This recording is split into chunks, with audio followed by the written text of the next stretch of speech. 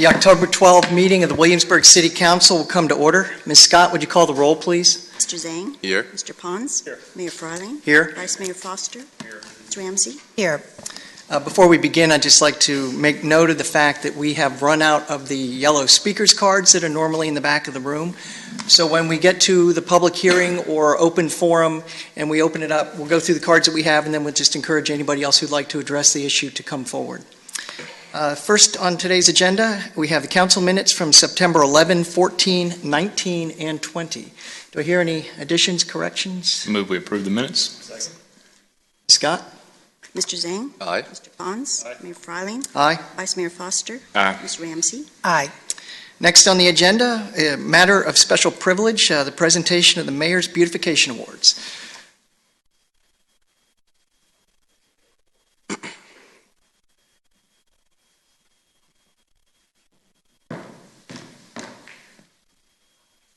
I don't know why we call these the Mayor's Awards when I did not award them, but I'm happy to give them out.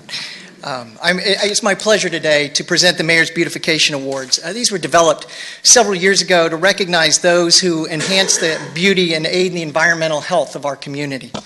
The city's beautification committee actually makes recommendations to City Council on ways to improve the appearance of the city. At this time, I'd like to recognize and thank those members who are here today: Hazel Braxton, Bob Grossman, and Leslie Bowie. If you'll stand, please. Thank you very much for your service to the community.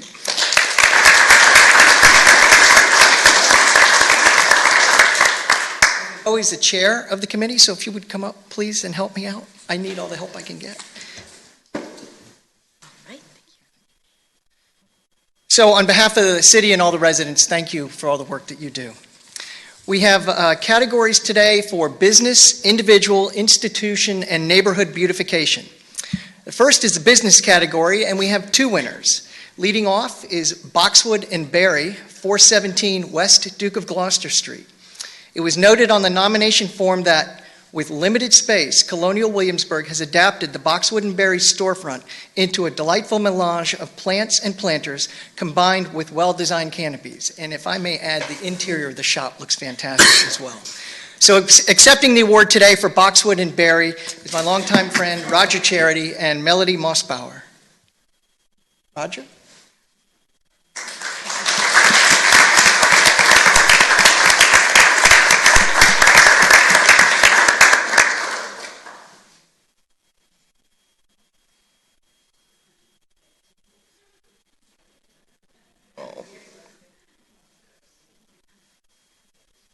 Oh, we can do a picture. Wait, you don't get away that fast.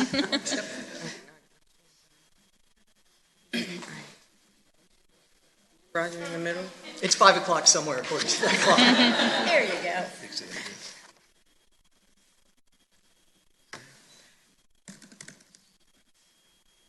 Thank you. Congratulations. Also in the business category, we have Williamsburg Manor Bed and Breakfast at 600 Richmond Road. On the nomination form, Williamsburg Manor Bed and Breakfast was recognized for numerous improvements to the house and the grounds, including new mahogany door, sidewalk, chicken coop for fresh daily eggs, and over 100 tulip bulbs. And we're just about to head into that time of the year when they put those beautiful red lights on that tree in the front yard, and it really pops. Accepting the award today for the Williamsburg Manor Bed and Breakfast is Laura McKnight.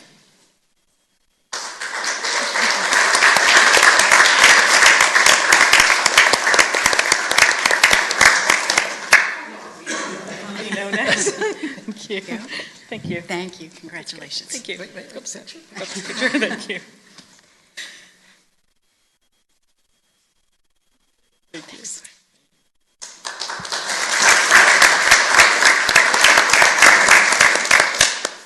We also have two winners in the individual category. Leading off is 120 Holly Hills Drive. 120 Holly Hills Drive was recognized for a grandly designed plan with a multitude of shrubs and tree coordinated into a really spectacular landscape. From the topiaries to the sheared plants, every item complements the other and the total design. Maintained to the highest level, it is assuredly one of the finest lawns in the city, and it has a lot of competition, so that's saying quite a bit. Accepting the award today for 120 Holly Hills is Ms. Elaine Scrivener.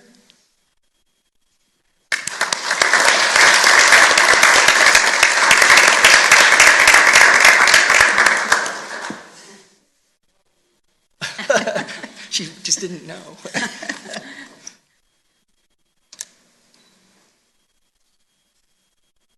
Thank you. The other individual category winner is 14 Cole Lane. 14 Cole Lane, it was noted that although minimal, its superb design complements the architecture of the house. Enhanced with sculpture, the overall look is extremely beautiful and very well done. It really is. And Linda Gordon-Berryman? Well, we'll make sure the Berrymans get their award. They're taking care of their yard, right? The winner of the institution category is the College of William and Mary Campus Landscaping and Gardening Department. The nomination noted, from exotic tree ferns to wide swaths of colorful annuals, the grounds maintenance team of the College of William and Mary make Williamsburg beautiful. They have used a profusion of plantings to make interesting and beautiful vistas throughout the city and the campus. Unfortunately, representatives of the college are not able to be here today, but we want to congratulate them on their award.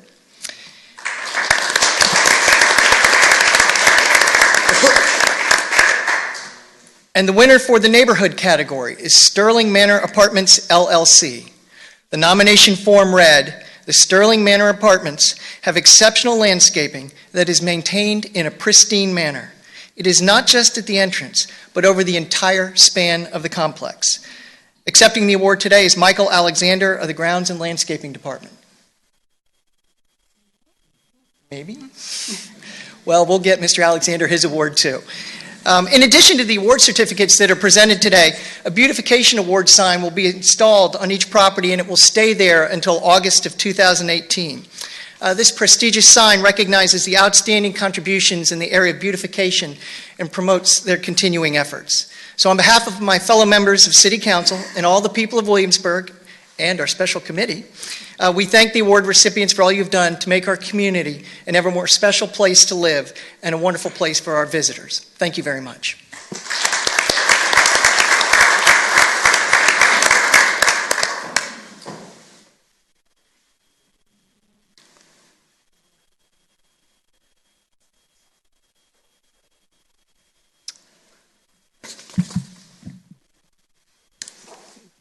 Today was certainly the first time I've ever used the word melange at a city council meeting. Next on today's agenda, we have the public hearing. We have one, and the topic is Midtown Row. Ms. Murphy, will you be leading this off?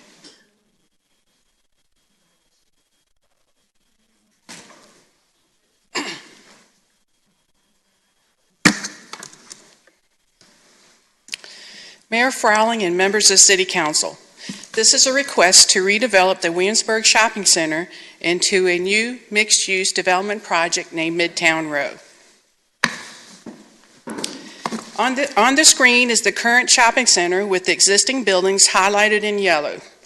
There are 5 entrances into the shopping center on Monticello Avenue, with 2 entrances on Richmond Road, which are highlighted in red. The shopping center is located on approximately 19.44 acres and contains over 251,000 square feet of commercial space. For redevelopment of the shopping center, the applicant has submitted a master plan with 2 possible layouts. Option 1 contains 4 new 5-story mixed-use buildings totaling approximately 320,000 square feet of residential and amenity space with over 60,000 square feet of new ground floor retail restaurant space, which are shaded light blue on the screen. A new 140-room hotel is proposed at the intersection of Richmond Road and Monticello Avenue, which is shaded the darker blue on the screen. Building 7 containing Sal's and the ABC store and a smaller retail space which will be refurbished along with the existing Food Line building. This option also proposes to refurbish and convert the Ace building into a food and entertainment use. This option contains 240 residential units, just under 128,000 square feet of retail restaurant space, and a 2-level parking structure shaded in brown with approximately 239 parking spaces. Option 2 contains 4 new 5-story mixed-use buildings. However, Building 4 is smaller in size and contains less residential units, 40 instead of 72 in Option 1. This option does not contain the hotel building and retains a larger portion of the existing Building 7 along Richmond Road, as shown in the darker shade of yellow on the screen. A portion of the existing building will be removed to allow for parking and driveway connection to other portions of the development. This option contains 208 residential units with over 162,000 square feet of retail restaurant space and the 2-level parking structure, again shaded in brown, with approximately 239 parking spaces. In both master plans, the developer proposes a well-landscaped new road system with extra-wide sidewalks to encourage a pedestrian-friendly experience with outdoor dining and new retail establishments. A new road from Monticello Avenue opens into a public plaza designed for neighbors, students, and visitors to relax and enjoy their stay. The developer is under contract with the owners of Monticello Shopping Center to purchase that shopping center to potentially relocate tenants from redevelopment of Midtown Road into the shopping center. The 2013 comprehensive plan designates this parcel as urban commercial land use and notes the city's 2 oldest shopping centers are located in this area, which includes a mix of retail, office, and service businesses, as well as hotels and timeshares, and a smaller number of apartments. Because the urban commercial area is located close to downtown and the College of William & Mary, it has much potential for future major redevelopment as a mixed-use area with housing for both college students and senior citizens. Maintaining a strong commercial component is essential, and an appropriate mix of retail space needs to be retained to serve the needs of the downtown area, including basic uses like grocery, hardware, and drugstores.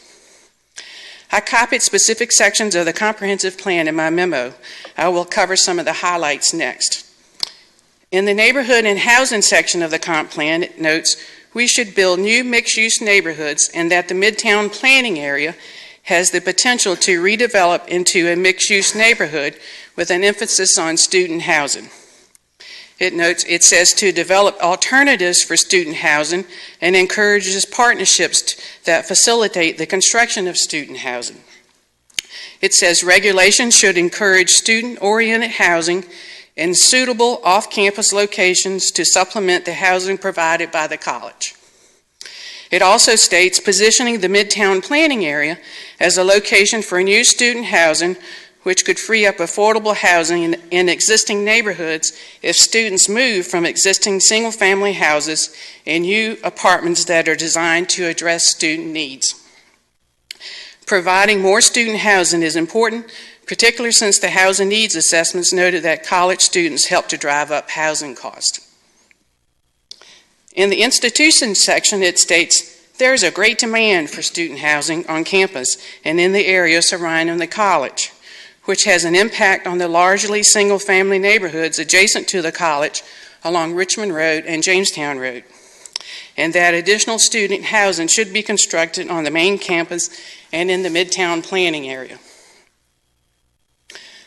Under the commercial and economic development section, it states, while recent commercial development and retail growth in neighboring counties have outpaced that in Williamsburg, the city is still a major player in the regional marketplace.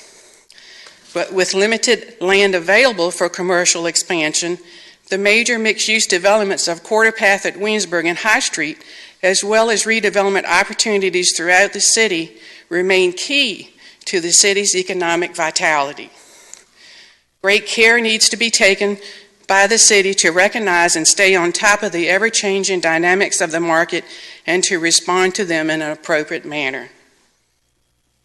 This section also promotes the Midtown planning area as a major redevelopment area because it has the potential to become a multifaceted urban mixed-use neighborhood.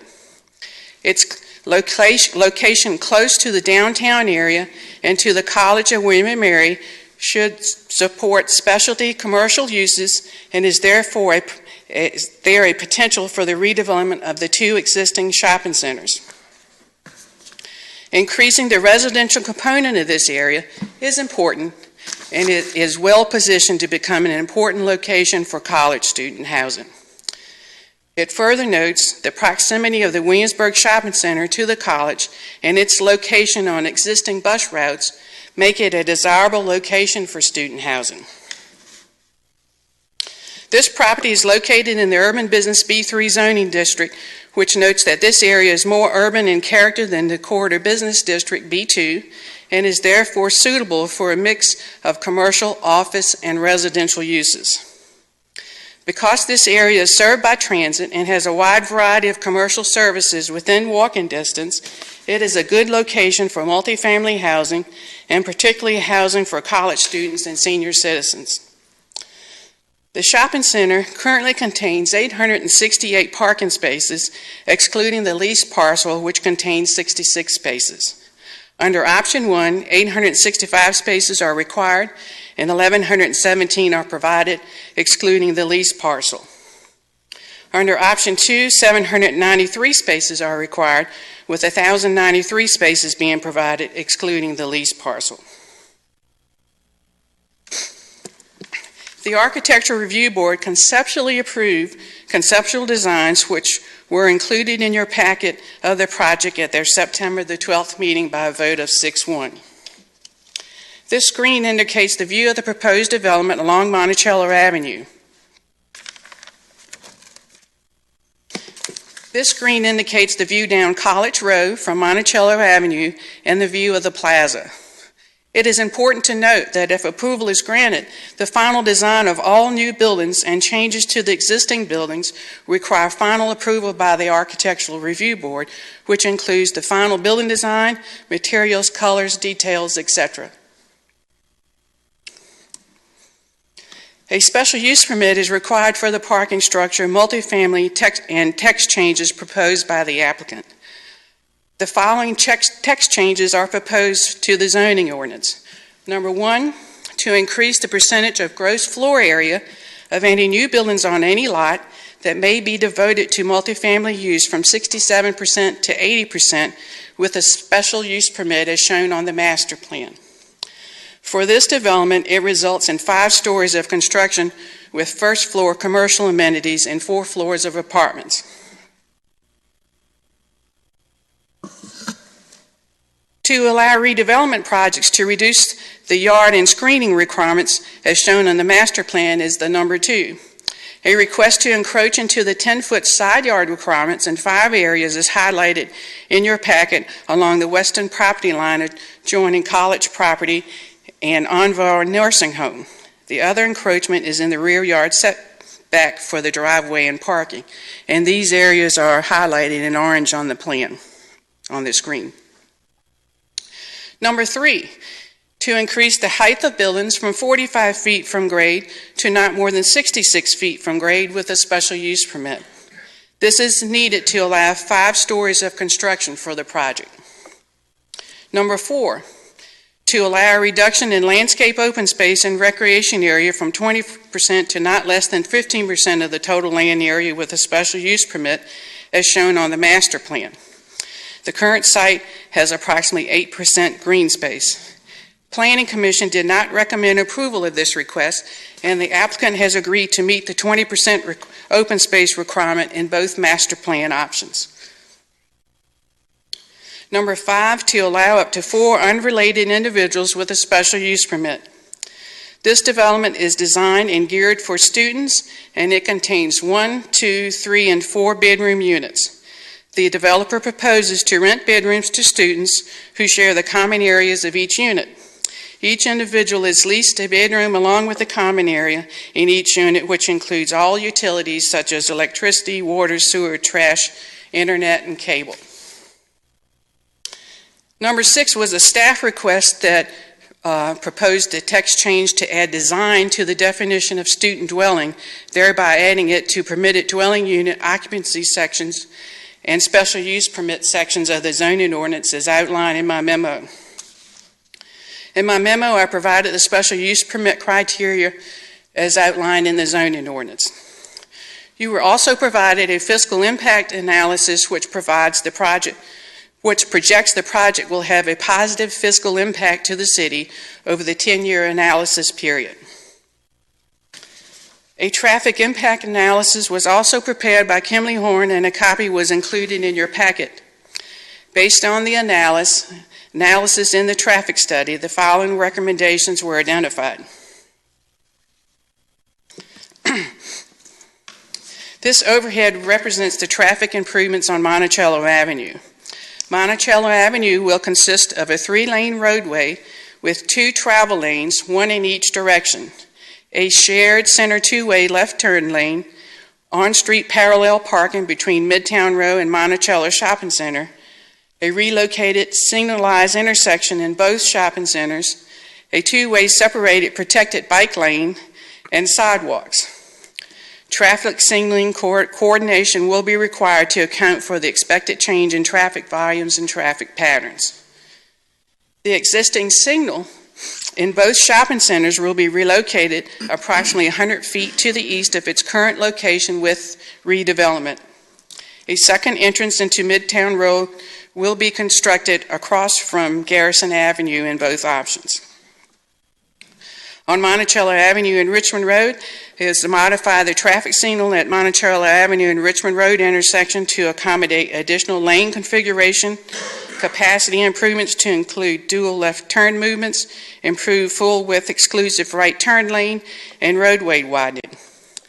Signal coordination and timing will be necessary to account for the change in traffic volumes and patterns. No lane improvements are recommended for Richmond Road northbound, Richmond Road southbound, and Lafayette Street westbound. Based on the results of the traffic analysis, the future impacts of the vehicular traffic associated with the proposed developments in options 1 and 2 are anticipated to be minimal, with operational conditions at the study areas intersections expected to be maintained at levels comparable to those experienced today. They note the findings are based on anticipated improvements, upgrades to existing traffic signals, equipment, as well as a second left turn lane and full width exclusive right turn lane for the eastbound approach at Monticello Avenue and Richmond Road intersection. The city engineer has reviewed the traffic analysis and with the improvements noted in the study agrees with its findings.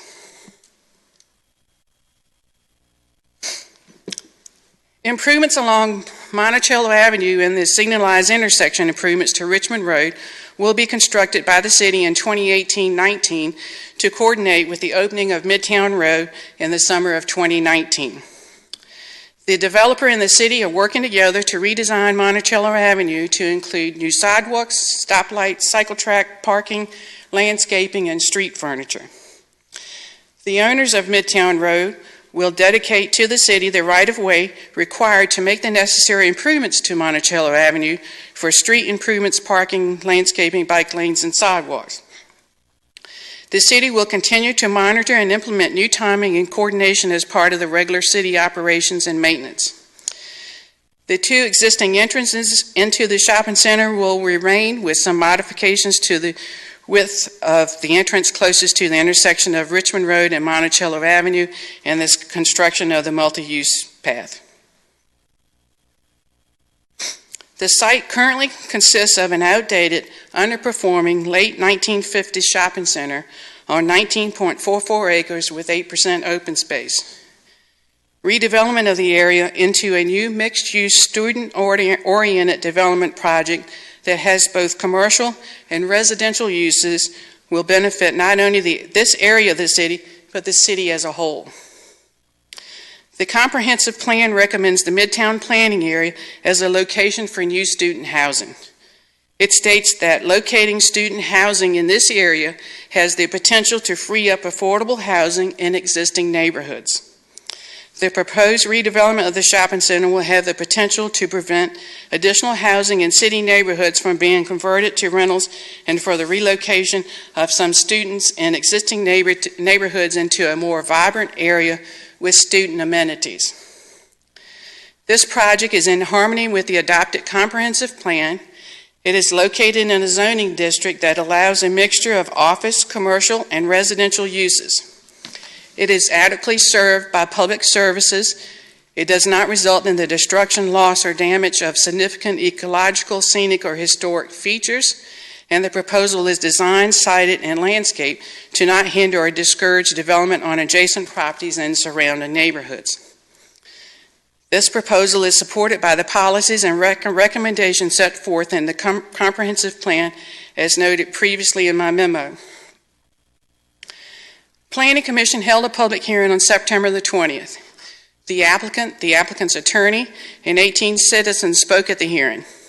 Planning Commission recommended to City Council by a vote of 4-3 the special use permit request and text changes for 1, to increase the percentage of gross floor area of any new buildings on any lot that may be devoted to multifamily use from 67% to 80% with a special use permit as shown on the master plan.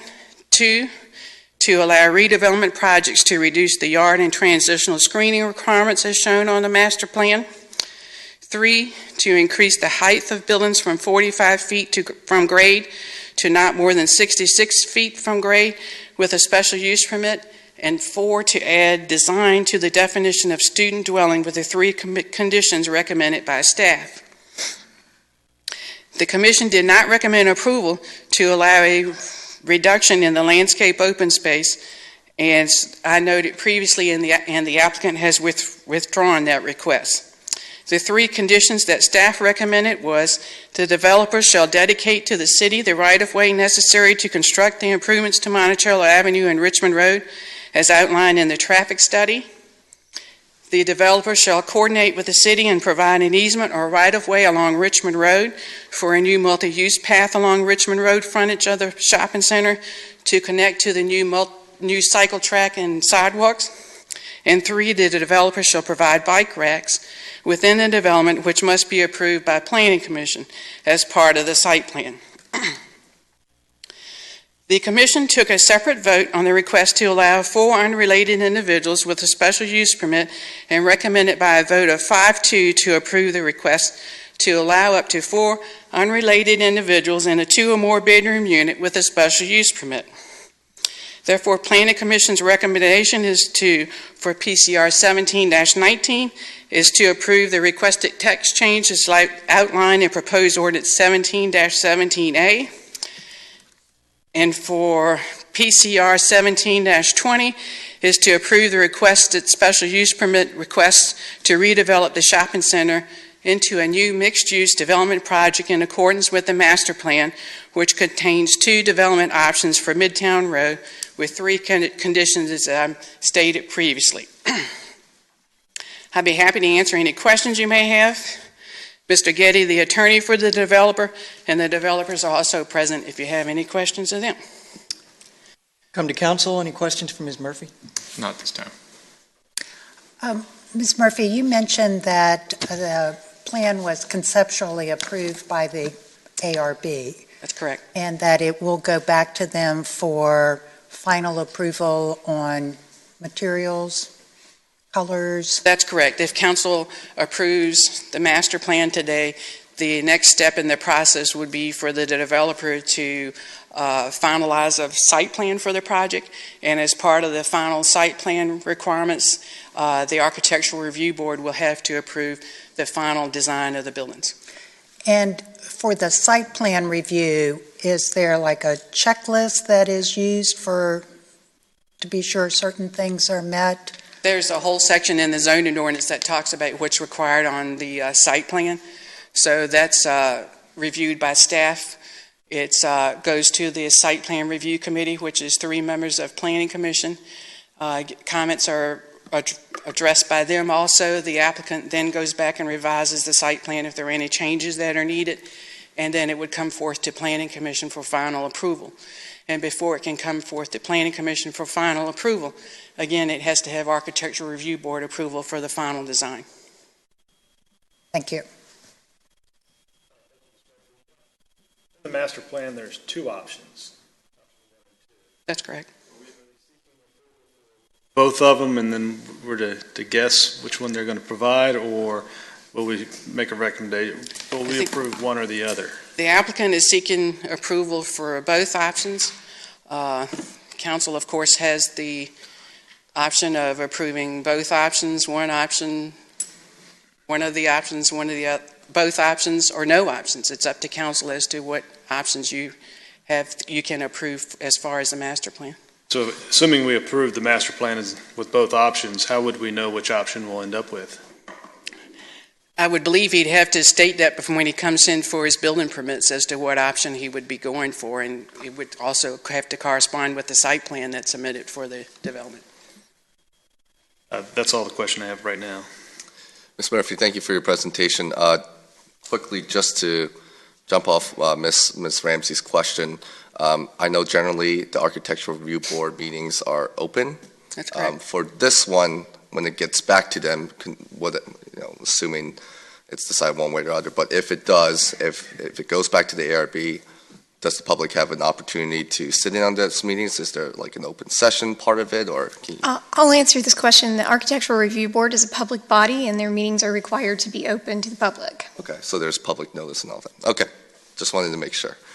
Another question is, I know in terms of the comp plan that it's cited that it's primarily geared towards student housing. And I know that's been written in the comp plan.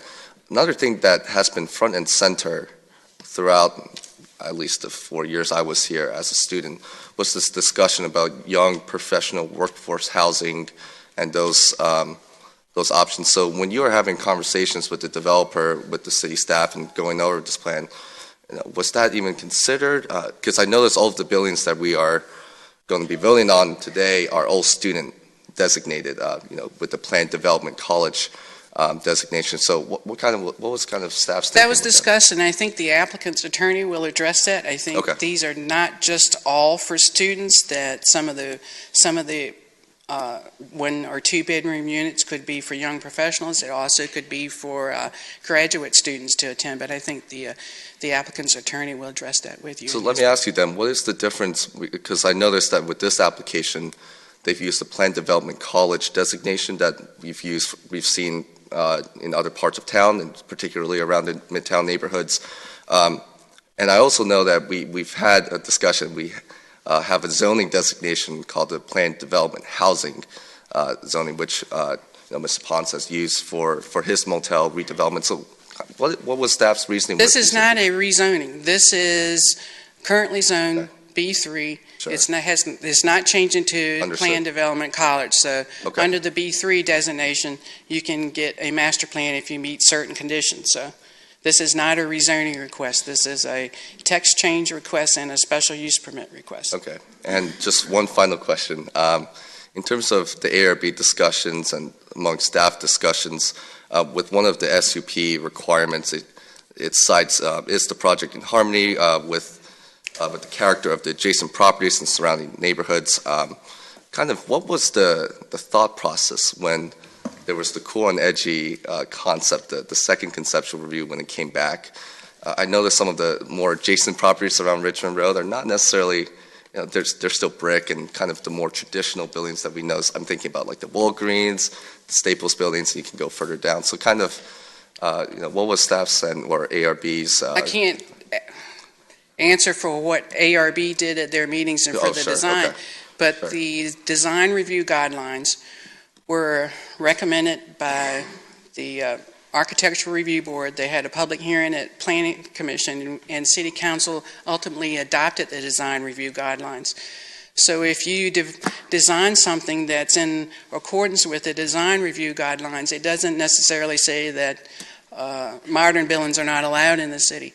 They have to look at the context of the building, the shapes, the forms, the materials, and those kind of things to go back to see if those are allowed in the design review guidelines. And it's based on their recommendation, I would say they determined that. Okay, that's all I have. Thank you. Just a couple of questions, if I may. In your presentation, you talked about the traffic impact being minimal. that does not mean there's a minimal increase in traffic. That means that if there's an increase in traffic and these road improvements are made, the impact of that increase in traffic will be minimal. That's because correct. the traffic will flow through the area much better. That's correct. That wasn't really a question, it was more of a statement, but thank you for agreeing with it. Something that's come up multiple times, and this might be a question for Chief Dent. Folks have asked the question, if a building this tall gets built, can the fire equipment effectively and safely handle an issue there? Could you comment on that? Yes, sir. The questions come up about the height, the proposed height of 66 feet. And as you know, there's many factors that go into determining the reach, building setback, the road design, parking, landscape. And based on our preliminary review of the proposed plan, myself along with staff, we have a calculation that determines required reach. And based on that calculation, we can reach the 66 feet, proposed 66 feet. And additionally, we went out and ran some actual practical skills with our aerial ladder truck to make certain that we could reach that 66 feet. Thank you, Chief. And Ms. Murphy, just to clarify again something that some people seem to have gotten a little confused about, any discussion of the increase from 3 unrelated people to 4 unrelated people is only related to this particular development. It does not impact any other area of the city, correct? It's in this zoning district, the B3, and it requires approval by City Council as a special use permit. So, but the discussion we're having here is only for this project? Only for this project. And could you just one more time explain the difference between 17 and 17A? 17 was the staff's recommendation. It had the number 4 on the open space on it. And 17A was Planning Commission's recommendation, which took the open space, 20% open space requirement out of it. So 17A keeps the higher open space requirement, and that's different from what staff originally. 17A keeps the 20% open space, and that was different from what staff required in the 17. So that's basically the difference between the two. Yeah, just to follow up on the fire, the safety. Clearly, the development will have to adhere to all the building codes, safety regulations, and just because even if we didn't have a ladder tall enough, I mean, the buildings would have to be constructed in a way that whether they have sprinklers and That's proper fire escapes and that type. They would have required to have sprinklers and meet the fire code and the building codes. Any other questions for Ms. Murphy? I'll ask mine after the applicant Okay. speaks. We will then open the public hearing. I have some speakers cards. Mr. Getty, would you like to start us off?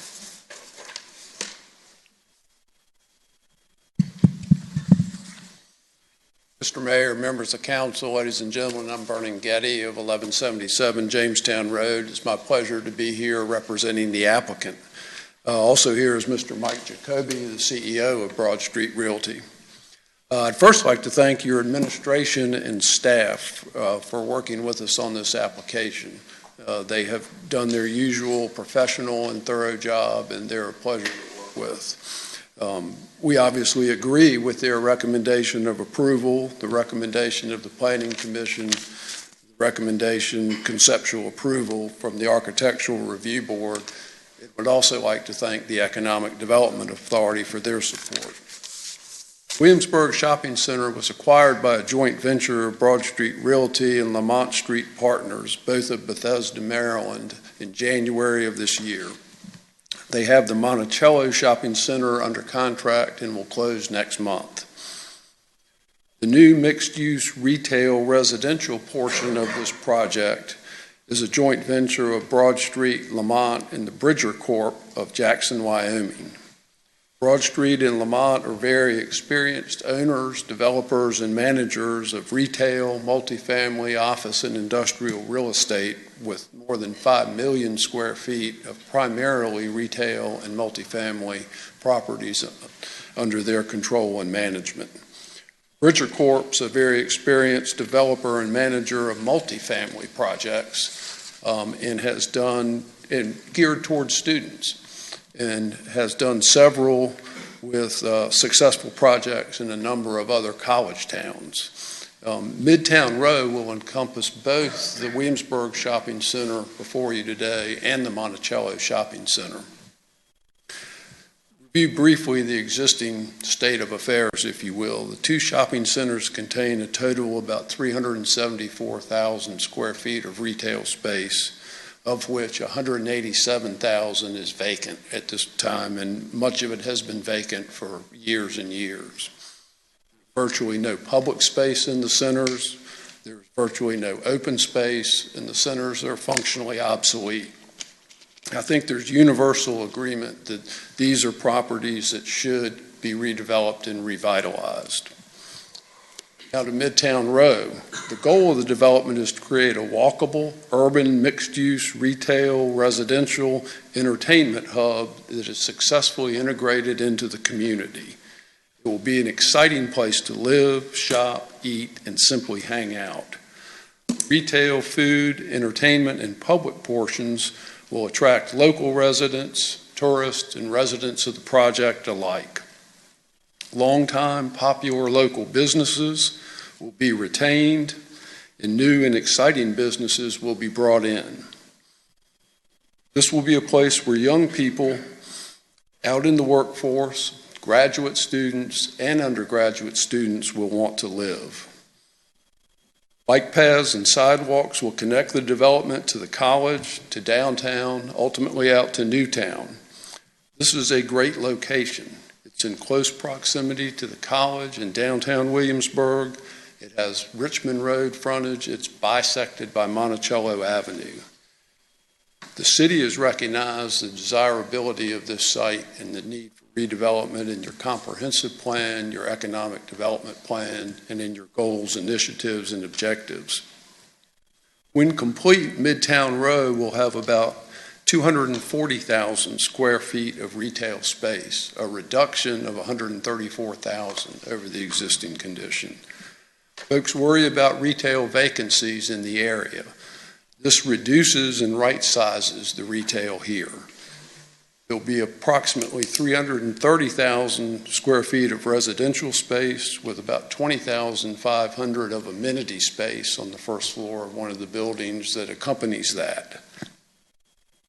There could be up to 245 residential units, which are planned to be 25% one bedroom, 25% two bedroom, 3% three bedroom, just a few odd and ends here based on some design things, and 42% four bedroom. There will be a two-story parking deck for residents and a village green with stage and other public spaces. Wide sidewalks, extensive landscaping, outdoor dining, and seating for all of us to enjoy will be there. So to review quickly the proposal itself and broken down into three elements. First, the Monticello Shopping Center. While not a part of this approval process today, it is an integral part of Midtown Row. 71,700 square feet of retail. That center will be renovated completely. A new entrance will be created lining up with College Row on the Williamsburg Shopping Center side. That intersection is a part of your Monticello Avenue project, will be signalized, pedestrian-friendly, and heavily landscaped. The developers are at lease with a national organic grocer new to this market for about 24,000 square feet of the Monticello Shopping Center. Ace Hardware will be relocated into 17,000 square feet of the center, space on two levels and space behind the center for the U-Haul operation. FedEx will move across the street. The Nawab restaurant will be retained. A new high-end pet supply store will be added. A Tisha restaurant will move across the street from the existing Williamsburg Center. And they have a letter of intent signed with a prominent microbrewery for the old movie theater, now church space, which would have brewing operations on the basement level, tap room, retail operation at ground floor, and perhaps a roof bar as a part of that operation. There have been serious discussions that have taken place with tenants that would occupy another 100,000 square feet space. This overwhelming level of interest is attributable to two things. First and foremost, it's the excitement generated by the redevelopment of Williamsburg Shopping Center across the street and the excitement and traffic that will bring. And the second is the great location I've described. Also bear in mind, there are 50,000 square feet of existing tenants that can't be accommodated in the new development that will be out looking for space when this redevelopment occurs, so further helping fill vacancies in the market. Second, a quick look at the repositioned retail space at Williamsburg Shopping Center. Sal's by Victor is under lease. It will remain, it will have a more prominent location with outdoor dining and access to the Village Green and Plaza, as you see on the plan there. The ABC store will be remained as well. Food Ryan remains under lease and has committed to a renovation of their store.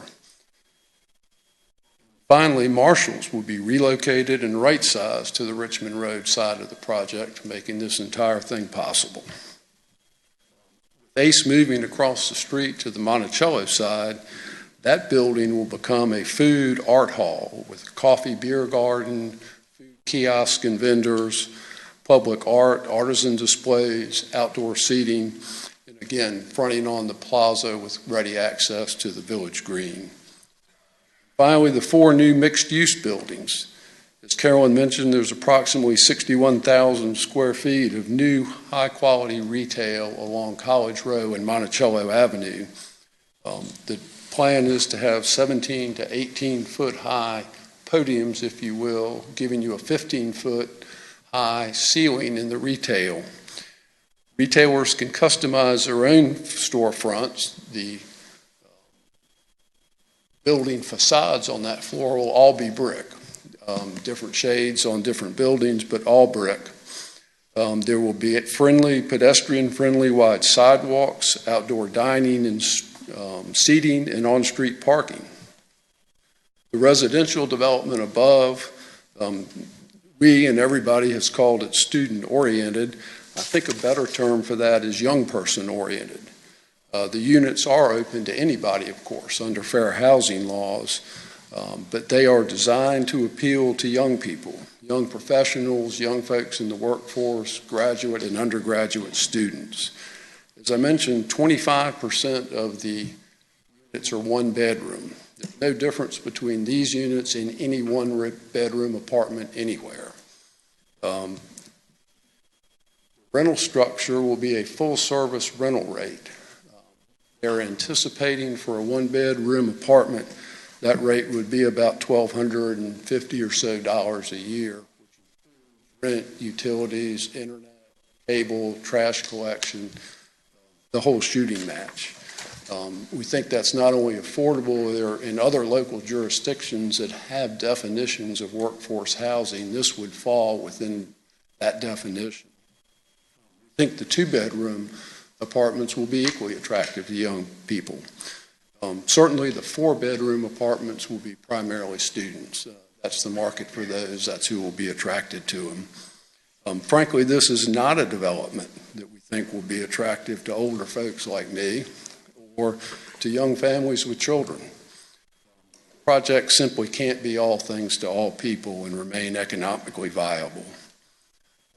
This area has on-street parking, as I mentioned. It has wide sidewalks. The Village Green will be a highly programmable green space. It'll have a permanent stage used for concerts, art shows, festivals, movies, easy access to the mixed-use buildings, to Sal's and the food hall. We obviously have been listening to the issues that have been raised with this development. There are 3 issues we've primarily heard. One I've just discussed is the mix of the housing types that would take place here. The second is the design and colors of the project. As Carolyn has pointed out, the project has received conceptual approval from the Architectural Review Board. In initial discussions with both the ARB and staff, there was a clear message, which was don't try to imitate or replicate colonial architecture here. honor the charm of downtown Williamsburg by being different. Employ modern, cutting-edge design, color, and materials. I will point out, interestingly enough, this Williamsburg Shopping Center was built in 1959 by the Colonial Williamsburg Foundation. At the time, they built it with modern, at the time, cutting-edge architecture to differentiate it from Merchant Square. The applicant believes the colors that you have seen provide excitement and energy to the project. While I wouldn't expect any wholesale design changes at this point, the applicant has committed to work with the ARB and others to review, potentially revise the color scheme, tweak the design in ways that make it more desirable and more poised for success. And that process has actually already begun. The project will be built to the highest construction standards using modern, extremely durable building materials built to withstand the test of time. And as you all have noted, of course, you have to meet all applicable building, fire codes, and the like. The last issue we've heard about is height. For a mixed-use urban development is called for by the comprehensive plan, to succeed and be economically viable, you must have density. Excitement and ambience of a development like this is created by the desire to be around other people, for there to be activity, for people to socialize, walk, eat, relax, and hang out with friends. To achieve density on a site of this size, it requires height. The height allows the applicant to create the extra wide sidewalks being provided. Height allows the applicant to donate land to the city for the neat Monticello Road widening with its bike lanes and landscaping. Height allows the applicant to create the internal street grids and connectivity that are an integral part of this design.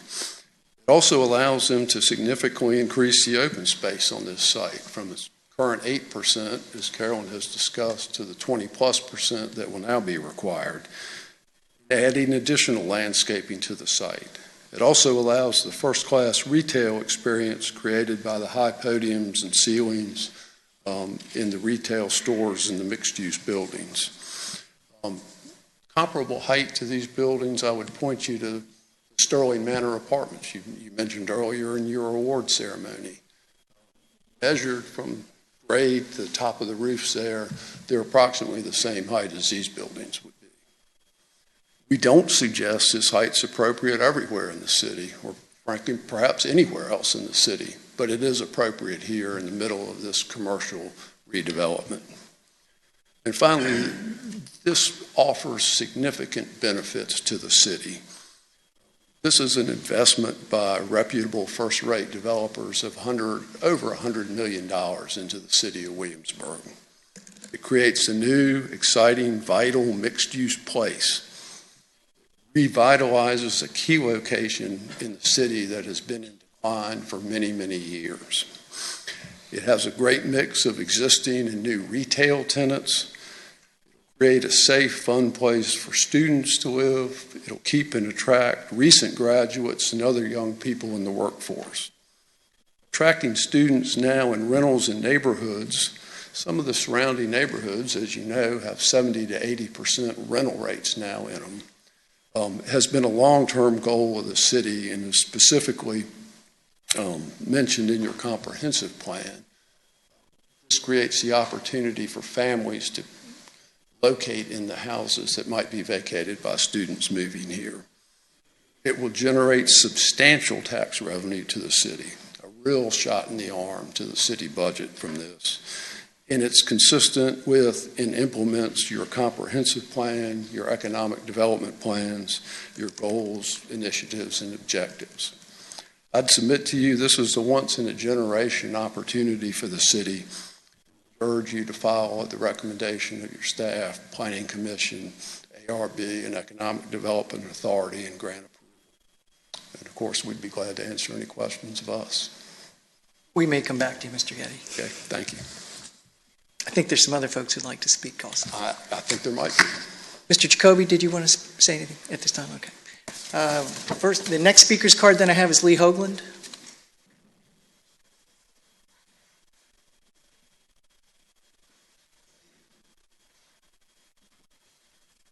Mayor Freiling, City Council, and fellow citizens, I'm Lee Hoagland. I am with Chesapeake Bank, a business neighbor to this proposed project. Born just down the hill in Community Hospital 3 or 4 moons ago, maybe a few more than that. I'm standing in support of the project, and I will let everybody know Chesapeake Bank is not participating in financing this project, although we do have several long-term clients who are tenants in that project and certainly want to keep working with them.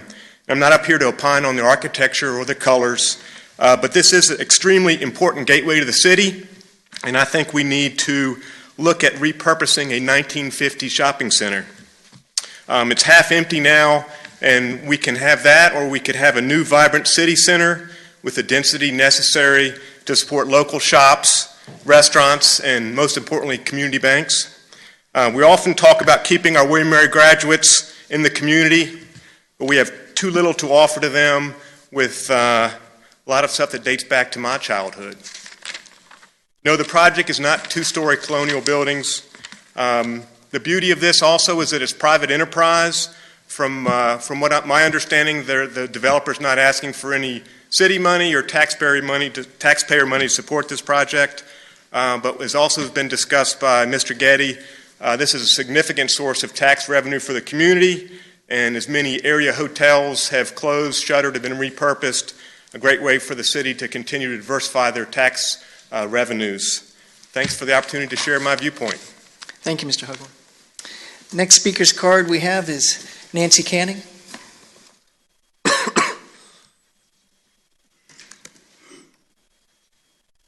Good afternoon. I'm Nancy Canning of 209 Nelson Avenue, and I'm speaking today also on behalf of my husband, Craig Canning, of the same address, as well as David Vogan of 415 Burbank Street. I am here to speak in regard to the proposed development of the Williamsburg Shopping Center by Broad Street Realty of Bethesda, Maryland. We can all agree that the status quo is unacceptable. The site is a blightscape in desperate need of renovation and invigoration, to be enlivened with useful purpose and aesthetic appeal. I and many of us would also like to see this area become a viable contributing sector of the city that respects Williamsburg's historical context and reflects the interests of all members of our community. Although we agree with the overall objective of revitalizing this site, we do not believe that the current proposal, in terms of its use and design, is an appropriate solution to the problem before us.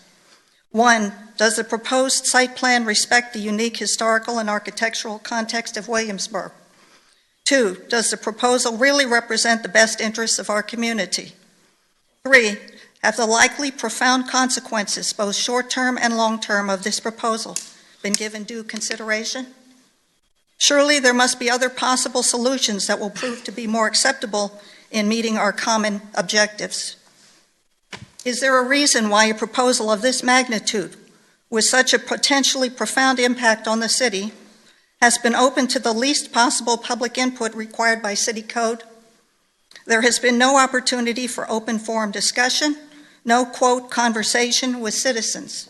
Citizen input has in fact been limited to online e-comments and 5-minute remarks by individuals who are able to attend public hearings, immediately followed by a vote by the Planning Commission, City Council today, and the Architectural Review Board in the future. Why are we so hasty to approve a plan that has been so minimally vetted by the public? Are we to believe that anything is better than what we have now?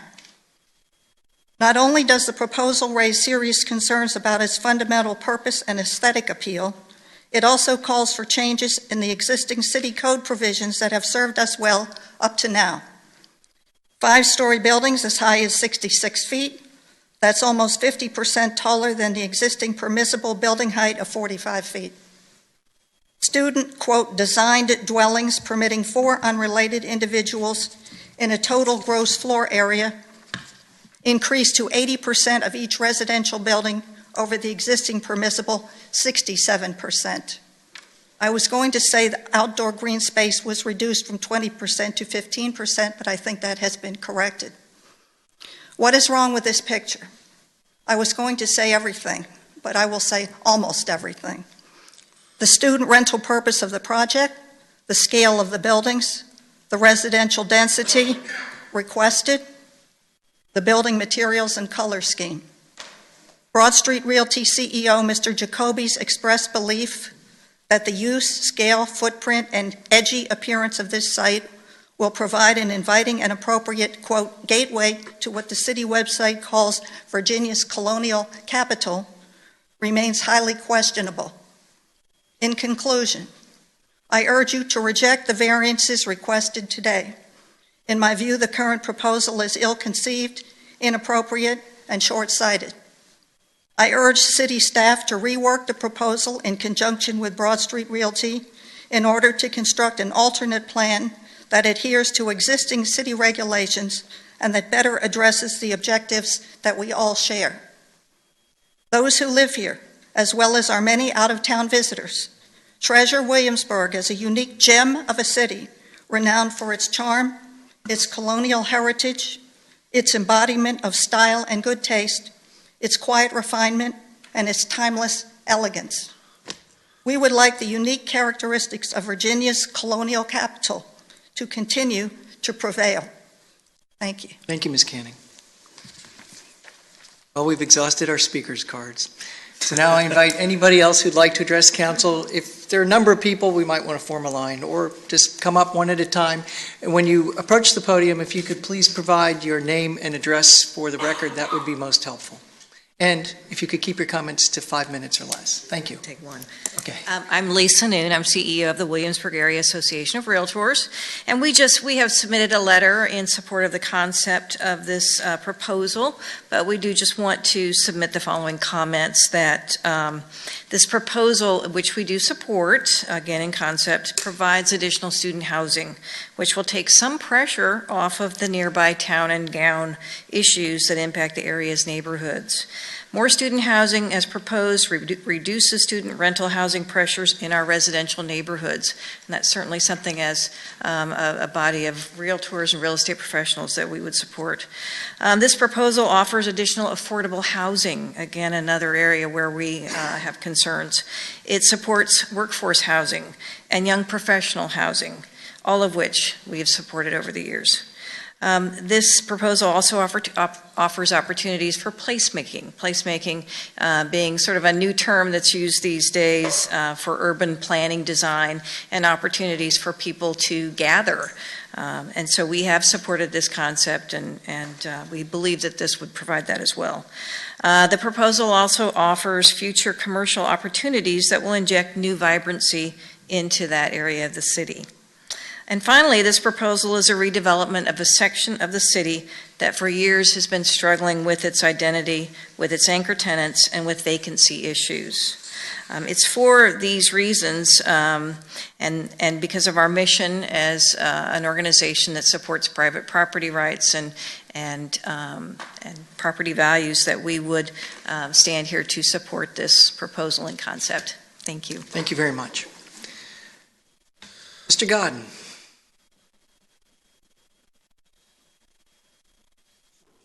715 Goodwin Street. Mr. Mayor, members of council.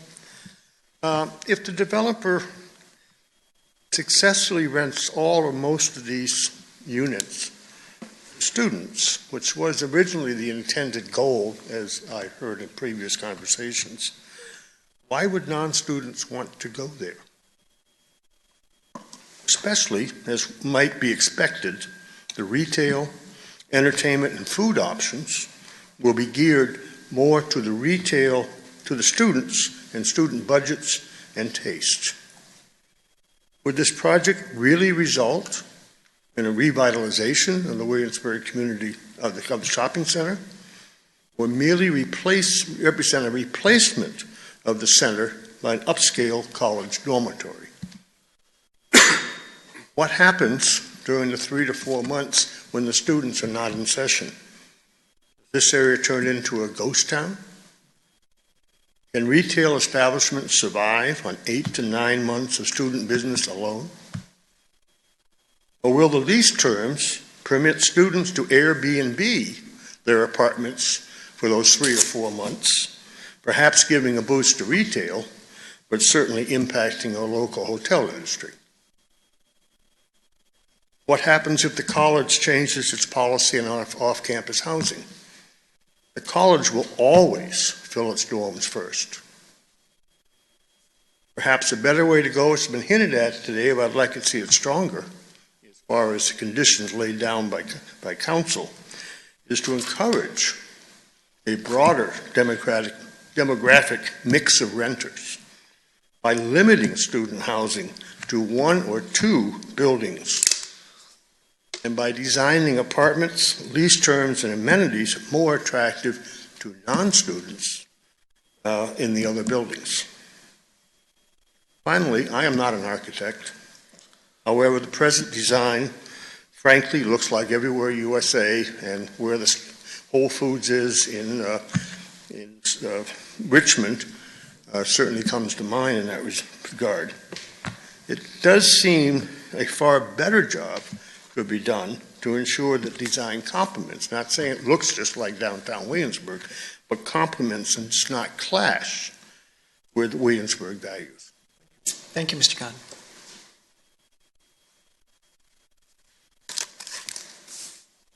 Good afternoon. Good afternoon, Mr. Mayor, City Council members. Thank you for this opportunity to speak. My name is Bob Orlando, the General Manager of Patrick Henry Mall and Newport News. I'm a resident of James City County, and I'm here today speaking on behalf of H.R. Aker, Hampton Roads Association of Commercial Real Estate. And I appear before you to speak in support of this Midtown Road Development Project. H.R. Aker has 550 members, companies in commercial real estate, commercial property owners, developers, related professions like bankers, engineers, architects, contractors, and many others. And we represent the shared interests of about 50,000 employees throughout Hampton Roads and the Commonwealth of Virginia. We work closely with economic development directors across the region and found that our members and many jurisdictions in Hampton Roads have shared interests. And we meet with these economic development directors twice a year and discuss our legislative priorities as well as the outcome of the previous legislative session. My comments will be brief today. Specific to Midtown Row, we believe that this project represents a unique opportunity to revitalize a portion of the city that has suffered a decline in appearance and activity and revenue. By building it up, I think you make the best use of the land available to develop and increase the property tax base while providing new and exciting food, retail, and housing options. It's refreshing to see the city work together with a developer in transportation infrastructure and streetscapes improvements as a part of this project. And by creating the bike lane and pedestrian-friendly accommodations, you'll certainly transform this area into a place where people want to be and people can be proud of. Hats off to all involved on working together on this project, a win-win in our opinion. On behalf of our members, I want to thank you for this opportunity to speak today and look forward to continuing dialogue that advances collaboration and cooperation in the many and various issues and concerns that we all face going forward. Thank you. Thank you, Mr. Orlando. Ms. Reardon, good afternoon. Mayor Freiling and esteemed members of City Council, I am Karen Reardon, President and CEO of the Greater Williamsburg Chamber and Tourism Alliance, situated across the street from here. The mission of the Chamber and Tourism Alliance is to advocate, collaborate, and create new networking opportunities so new businesses can emerge and existing businesses can grow and prosper. And I stand here today before you in support of the Midtown Row project because I can't think of a project that better exemplifies the mission that we support at the Chamber. This is a very important project for the livelihood, the dynamic, vital existence of our city center. There's been so much work done through your GIO process, through your planning commission, through the ARB, working with the developer, working with all the right stakeholders, and all of the things that you've outlined in your vision through the GIO are met. Every piece of criteria, when I go through your documents, based on what Ms. Murphy spoke to today, have been met. So I cannot, again, think of a project that does a better job of fulfilling what you were seeking to do when you first looked at this parcel of land, as well as right across the street at Monticello Shopping Center. So we're excited about this project because we think, again, the city is a modern, forward, future-thinking entity. This will exemplify that. It should not look like Colonial Williamsburg. It should not look like Merchant Square. It should look like itself, just the way the building we're standing in today was a cause for great hue and cry just a few short years ago, and now is an absolutely gorgeous, highly functional building in our city that we can all be proud of. So again, we look forward to helping to support the businesses, those existing businesses like our friends at Sal's and Food Lion and Ace Hardware and all the other companies that are already there, as well as the new businesses that are going to come into this exciting project. We're also excited about this from a tourism perspective. We think that this is going to be a great gathering place. I look forward to doing events and coming before you and asking to host festivals in this very space in hopefully just a few short years. So I think there's been a little bit of rhetoric around students. I prefer to think about this as Mr. Getty said today, this is a young professionals area, and I think that in all of the conversations we've had about some of the key challenges we have in our community when it comes to retaining amazing graduates from William and Mary, this again is a step in the right direction to make sure that they have the housing, the entertainment, the dining, and everything that they want to make the decision to stay here in our community, to work here, to live here, and to build up our community. So again, we're excited about this project and stand here in support of it and hope you will support it today. Thank you very much. Thank you, Ms. Reardon.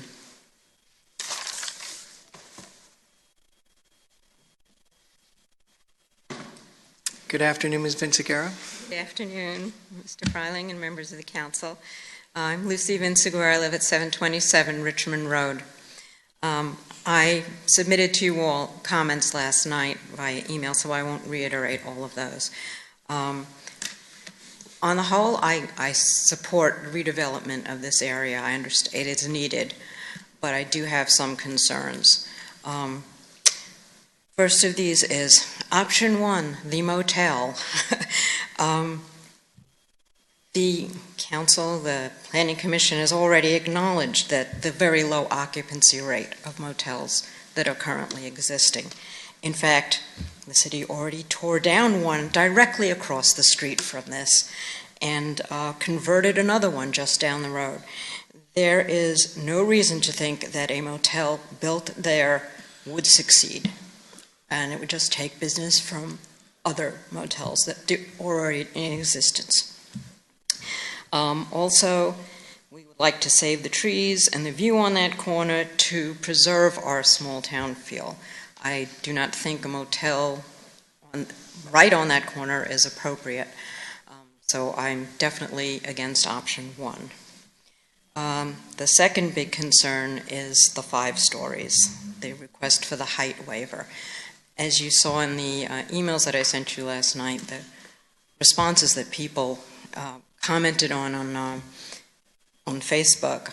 I sent you a whole list of such negative responses to this. As Mrs. Canning said, an almost 50% increase in the height requirement. And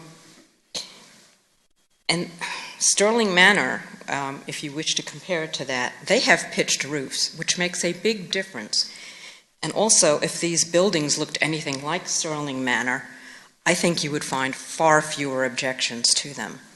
I think it's the style, the flat roofs, that height right next to the street is what frightens most people. And I think I would like to offer a suggestion, please.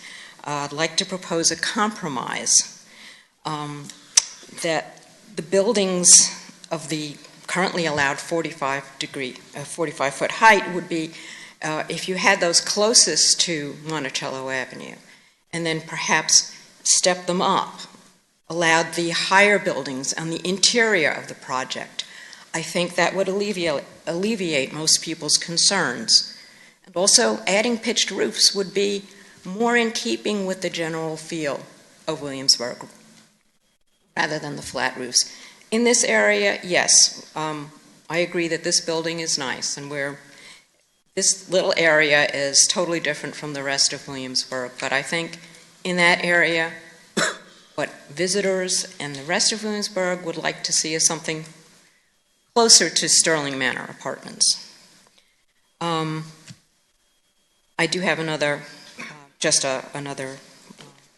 question about, and I mentioned this at the Planning Commission meeting, if there are going to be that many students housed in this project, please stipulate that an access to the college not on Richmond Road be provided. I mean, with the Days Inn being converted to dorms, Friday and Saturday nights, the noise on the street, people just walking up and down, it can be quite noisy, and this would just add to that. Also, we now have students just crossing the street without looking, like they do on Jamestown Road, further up Richmond Road. So that is a safety concern. And just one final comment to the developers. Given the salaries in this area, in fact, I myself worked for Colonial Williamsburg for 26 years, I would advise you that $1,200 a month for a single-bedroom apartment is not affordable. Thank you. Thank you.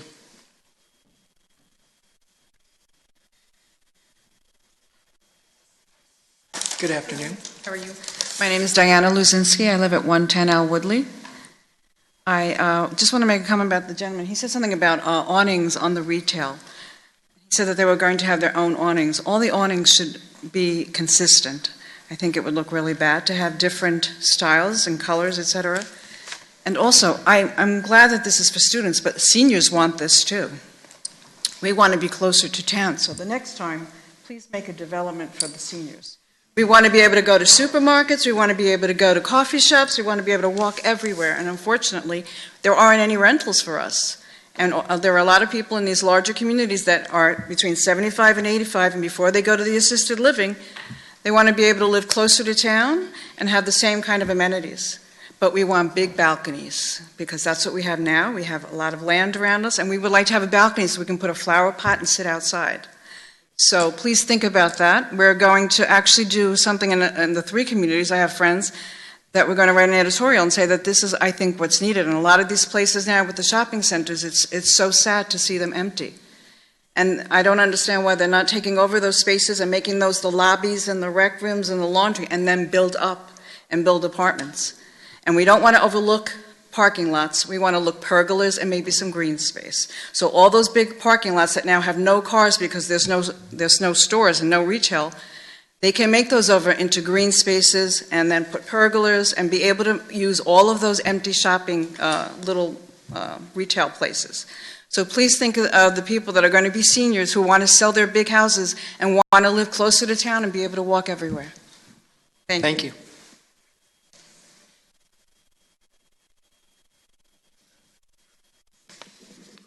Good afternoon. Good afternoon. My name is Mary Grogan, and I'd just like to reiterate a lot of thoughts that I've heard earlier today. I'm just off the top of my head. First of all, I'd like to thank you for all the thought that you've put into this. There's been a lot of thought put into this, and I appreciate that. But what I would suggest is to give the community a little more time to respond to this. My understanding, the survey was only out for a very short amount of time. So you can get more of a response from the people that live in the city. Another, I would like to agree with, if buildings are going to be allowed to be 66 feet high, have them further back from the road so that there's not this massive structure right along the side of the road. It might be a little less imposing that way.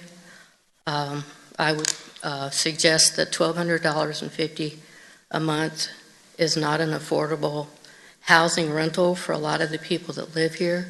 Perhaps not only people that are young, but maybe young at heart could be included.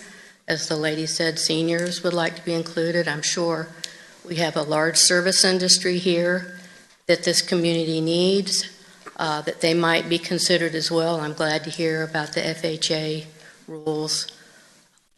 My concern is that if you have just a bunch of young people here, that the shopping center is not going to get the use that it deserves, given all the thought that's been given to this.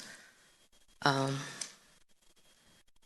know when you redo things, it's hard to save trees, but we have some very beautiful mature trees here, and if it's not too complicated, given all the things that you have to do when you create a new space, it would be nice to try and save up some of our beautiful mature trees if that's not economically too much for the project to deal with. And again, more than anything, I'd like for you to consider giving the community just a little more time to respond. A lot of people didn't even know about this, so that you can get the feedback that you need for this project to be successful, like I'm sure that you want it to be. Thank you for your time. Thank you, Ms. Grogan.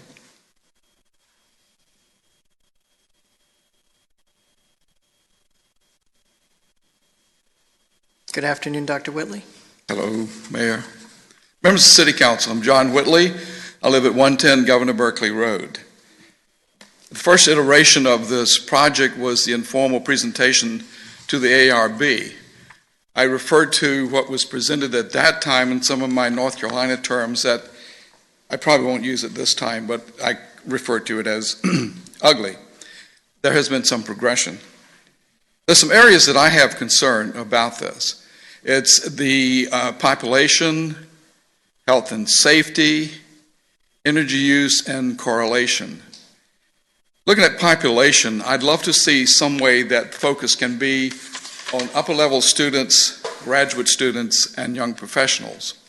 Upper level, I mean juniors and seniors. Secondly, the health and safety issue. I find, as I saw in the initial presentation, a type of frontal panel that would be affixed to the buildings. Possibly this has been changed, but what ran through my mind so quickly was that devastating fire in London where panels had been affixed to the front of the building and the composition behind them served as a chimney. I'm also concerned, and I could be incorrect, that the lower level is a block discussion and the rest of the facility is stick-built. I do not find it us to be accountable if we would afford a stick-built structure to be put in that location, especially since we'll be housing students and other folk. Thirdly, energy. I've seen nothing, even though I did mention it in that first iteration, that what use of alternative energy sources are being used. Flat roofs, pitched roofs, solar panels. They're panels that can be put that are photovoltaic on fronts of buildings that are very attractive, that are energy generating. And lastly, I've seen no mention whatsoever of the correlation or connectivity of this facility, this environment, with the Arts District. I find that a bit dismissive and quite deplorable. I would love to see some connectivity there for what we have expended a lot of time and energy and effort in attempting to develop. Thank you. Thank you, Dr. Whitley.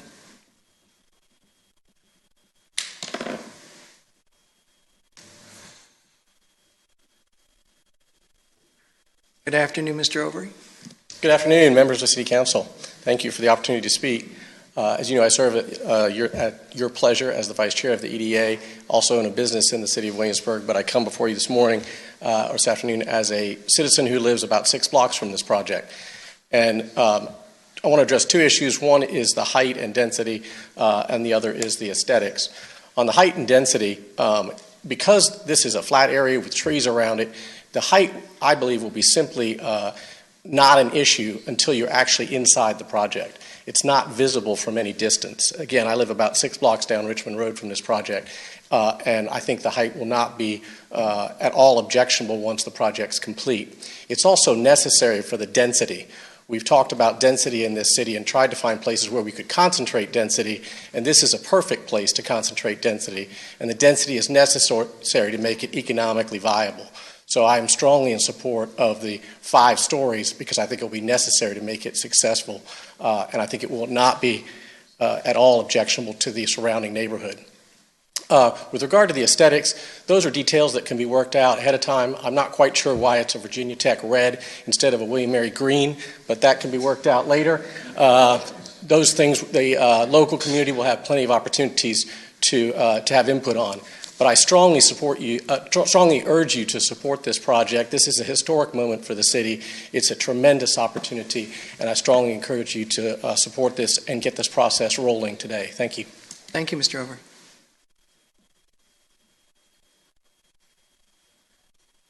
Take 2. I had 42 seconds. I forgot to say I support this project. Thank you, Dr. Whitley. Take another second now. Anybody else like to speak?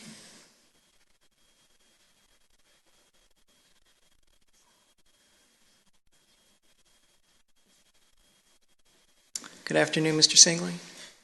Mr. Mayor, members of council, I don't know whether I need to speak, but I think I must speak. I'd come here today not planning on speaking, just hearing to the comments of those that preceded me.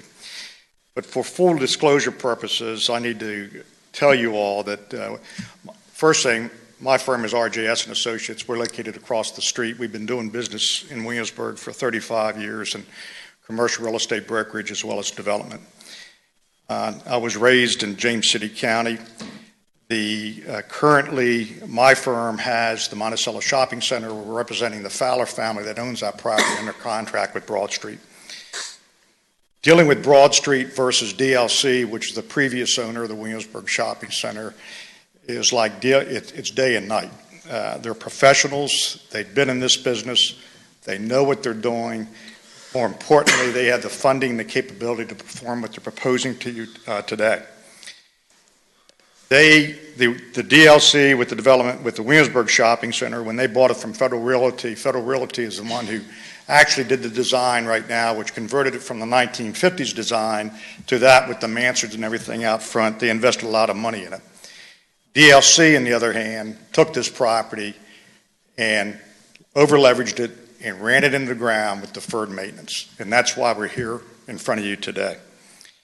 And what Broad Street is proposing is creating some synergy in this area, not only with the Williamsburg Shopping Center, but also in conjunction with the city and the improvements that they plan on doing on Richmond Road and Monticello Avenue, and creating more green space, more landscaping along those primary corridors, but also with the redevelopment of the Monticello Shopping Center across the street. They have some excellent tenants that are going in there, which will create more interest in this area, not only from the students, but also from the citizens and those who live in James City County. We've seen a mass exodus of people from this area since the development of the Williamsburg Shopping Center, which was developed back in 1959. The Monticello Shopping Center was developed in 1969. For those, and there's those in the audience here who grew up with me, we remember when the Williamsburg Shopping Center was the hub of the retail market here in Williamsburg, in addition to the Duke of Gloucester Street with the stores and the businesses that used to be down there. At the risk of dating myself, Lee Hoagland mentioned the fact that he was born in Williamsburg Community Hospital. There was those of us in the audience here, my friends and such, I was not one of them, my generation were born in Bell Hospital, which is currently located over on Carey Street. And what you've seen, what they're talking about with this development, which I think is of utmost importance, is when I was growing up, you knew everybody on Indian Springs Road. You knew Burns Lane, you knew Carey, you knew Griffin, you knew Delaware Avenue, you knew everybody who lived in those houses. I dare submit to you, if you go down and ask someone to ask who lives in a lot of these houses in these areas, they're college students. And there's nothing wrong with college students. The majority of us had the enjoyment of being college students for 4 years, some 5, some 6, and some 7, depending upon who was financing our education.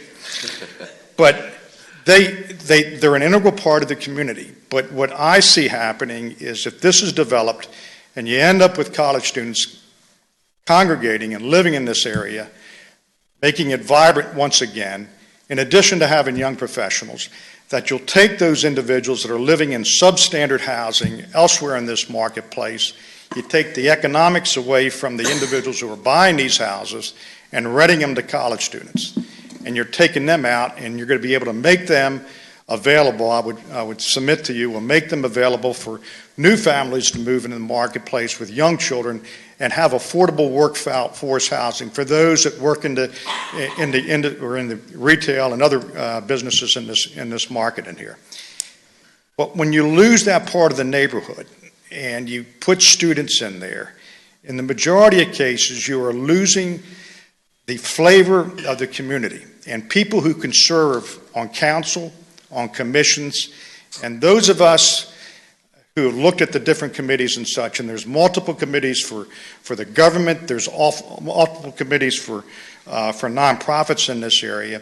You're always going out looking for the talent pool with people with specific skill sets, and at times it's difficult to find people who are available to do that. Had disagreements with probably all of you as far as issues that have come in front of the council, but I respect you for the service that you give. And so I think this is a great step forward, and we as a city are looking at a development which is going to change this area for the better. And whether you're talking about colors, whether you're talking about the exterior design, pitch roofs, flat roofs, mansard, I'll leave that up to the ARB. And I think that the citizens of Williamsburg have the obligation to go to attend the ARB meeting in which this proposed development will be fully vetted and have the opportunity for their input to be considered. And I'm sure that Broad Street, being that the professionals that they are, will take that into consideration with their overall development. So thank you for giving me the opportunity to speak tonight, and hopefully you'll give favorable consideration to the request today. Thank you. Thank you, Mr. Singley.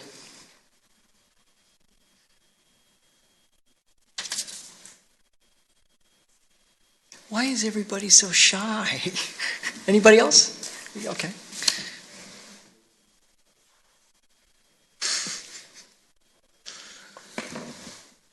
Ladies and gentlemen, I'm Brad Bonney. I relocated to James City County, Newtown in February of this year from Richmond. My wife and I moved here to further my career and to start a family eventually. What I've found is, first, I'm in full support of the proposed options, 1 and 2. I'll keep it brief, though. Most of the other opinions today have been similar to mine. I think economically, any locality should be thrilled to have someone willing to put this much private investment into their community. Because of that, I think the long-term growth and viability of Williamsburg will remain strong. Also, as a consumer, I would be thrilled to come here, spend money, and continue to visit it. I think making it walkable is also an attractive option. It kind of connects the colonial Williamsburg aspect to a new modern corner of the area, and it kind of completes the Williamsburg community. Other than that, I fully support it, and thank you for your time. Thank you, Mr. Bonney.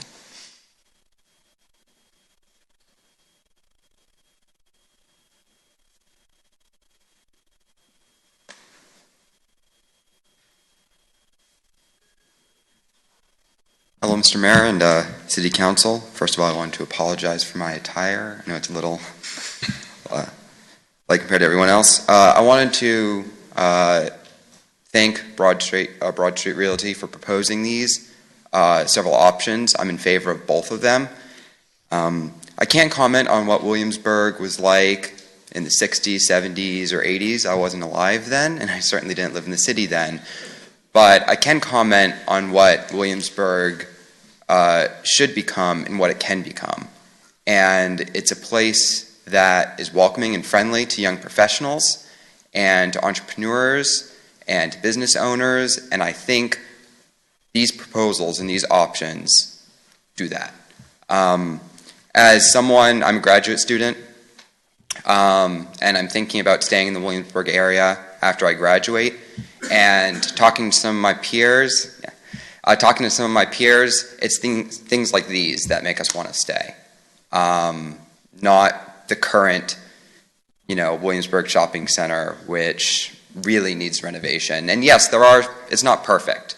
There are a lot of, whether it's the color or the design, and all of that can be worked out, the ARB in the future, after it's, approved.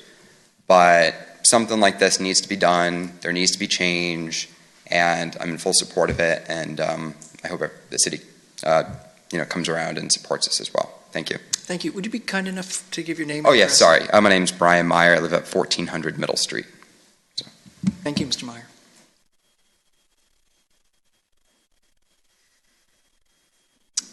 Seeing no one else, we will close the public hearing. I'll come back to council for discussion. Sure. Ms. Murphy, will you hear me for a while? So let's talk a little bit about stormwater. So we've got 80% impervious surface today. What will we have with the redeveloped center? We've got 92% impervious surface today. Okay. With the redevelopment, they're going to meet the 20% open space, so that takes it down to 80%.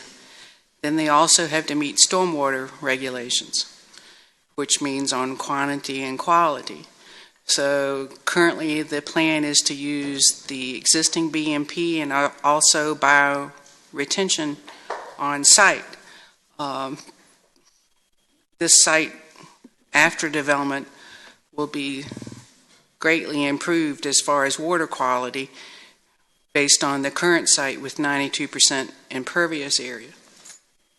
I mean, Aaron Small is the city engineer. He can probably talk about the specifics of the site if you want to go any further than that. You've done a good job summarizing. That's, just to know that it's going to be a vast improvement. Anything not to hear from Mr. Small? No. Aaron, do you have anything to add? Their requirements are actually to look at many different things, and it is kind of a complex formula on how they improve. But they are they're using a bunch of different measures to try to meet the reductions that are required by the state. And one of those is the reduction of the impervious area. So what you're seeing is a lot greater improvement for stormwater. Currently, only one area goes through a BMP before discharging from the site. This will allow them to actually provide some additional treatments in other locations as well. Very good.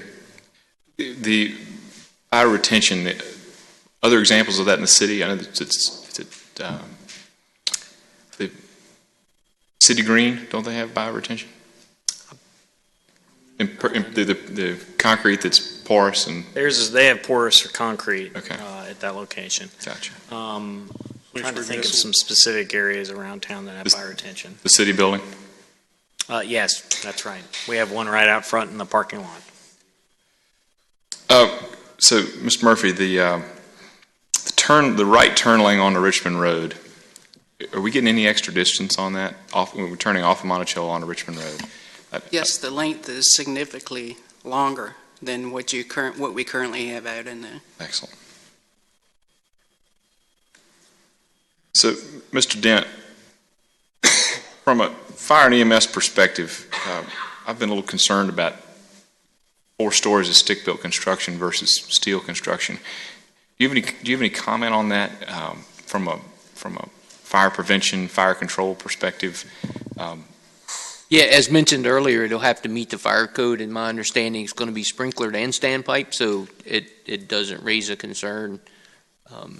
I mean, that's the common approach, is to have stick built, and if that's the case, then there's systems in place to deal with it effectively. Very good, very good. So, this is a question for the applicant, Mr. Getty. Previous conversations, you talked a bit about the focus of the retail in the context of the student housing above. Can you elaborate a little bit on that for mine and the public benefit? Sure. The retail in the mixed-use buildings is actually not focused solely on students, not primarily on students. There undoubtedly will be a sandwich shop, a coffee shop, things that students will frequent. There will be sit-down restaurants that any of us would be happy to go to, other retailers that any of us would frequent. So the retail in that location is not student-dependent. Right, so, yeah, it's a cross-section of the community. Exactly. Very good.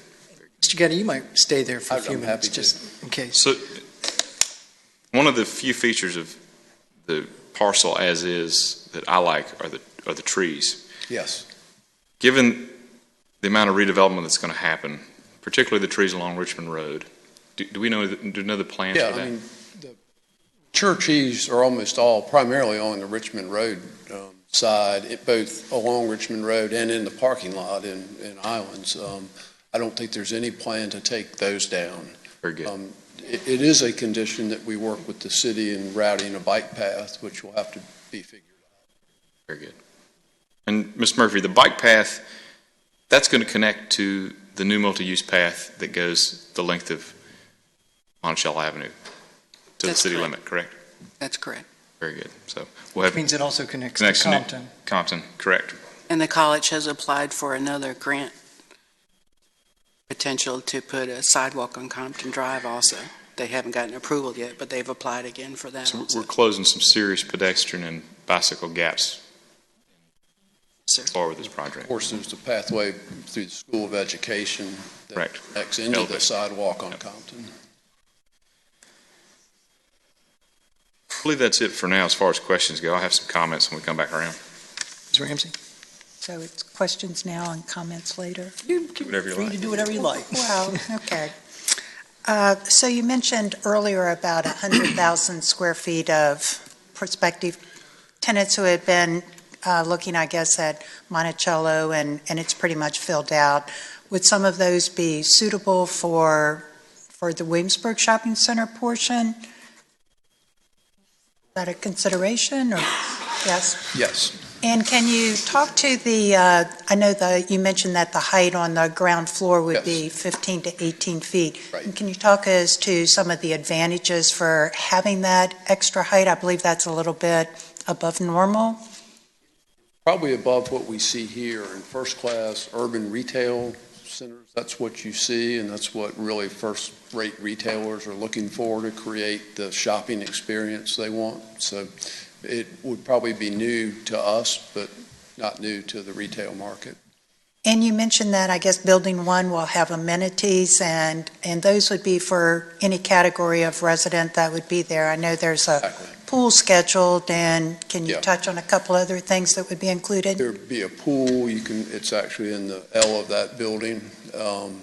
There would be a gym workout facility. There would be a lounge area where you could both study, have social events, an area with sofas and that sort of thing where people can socialize, in smaller rooms and cubicles like where people can study or work Just on hang their out. computers and just hang out.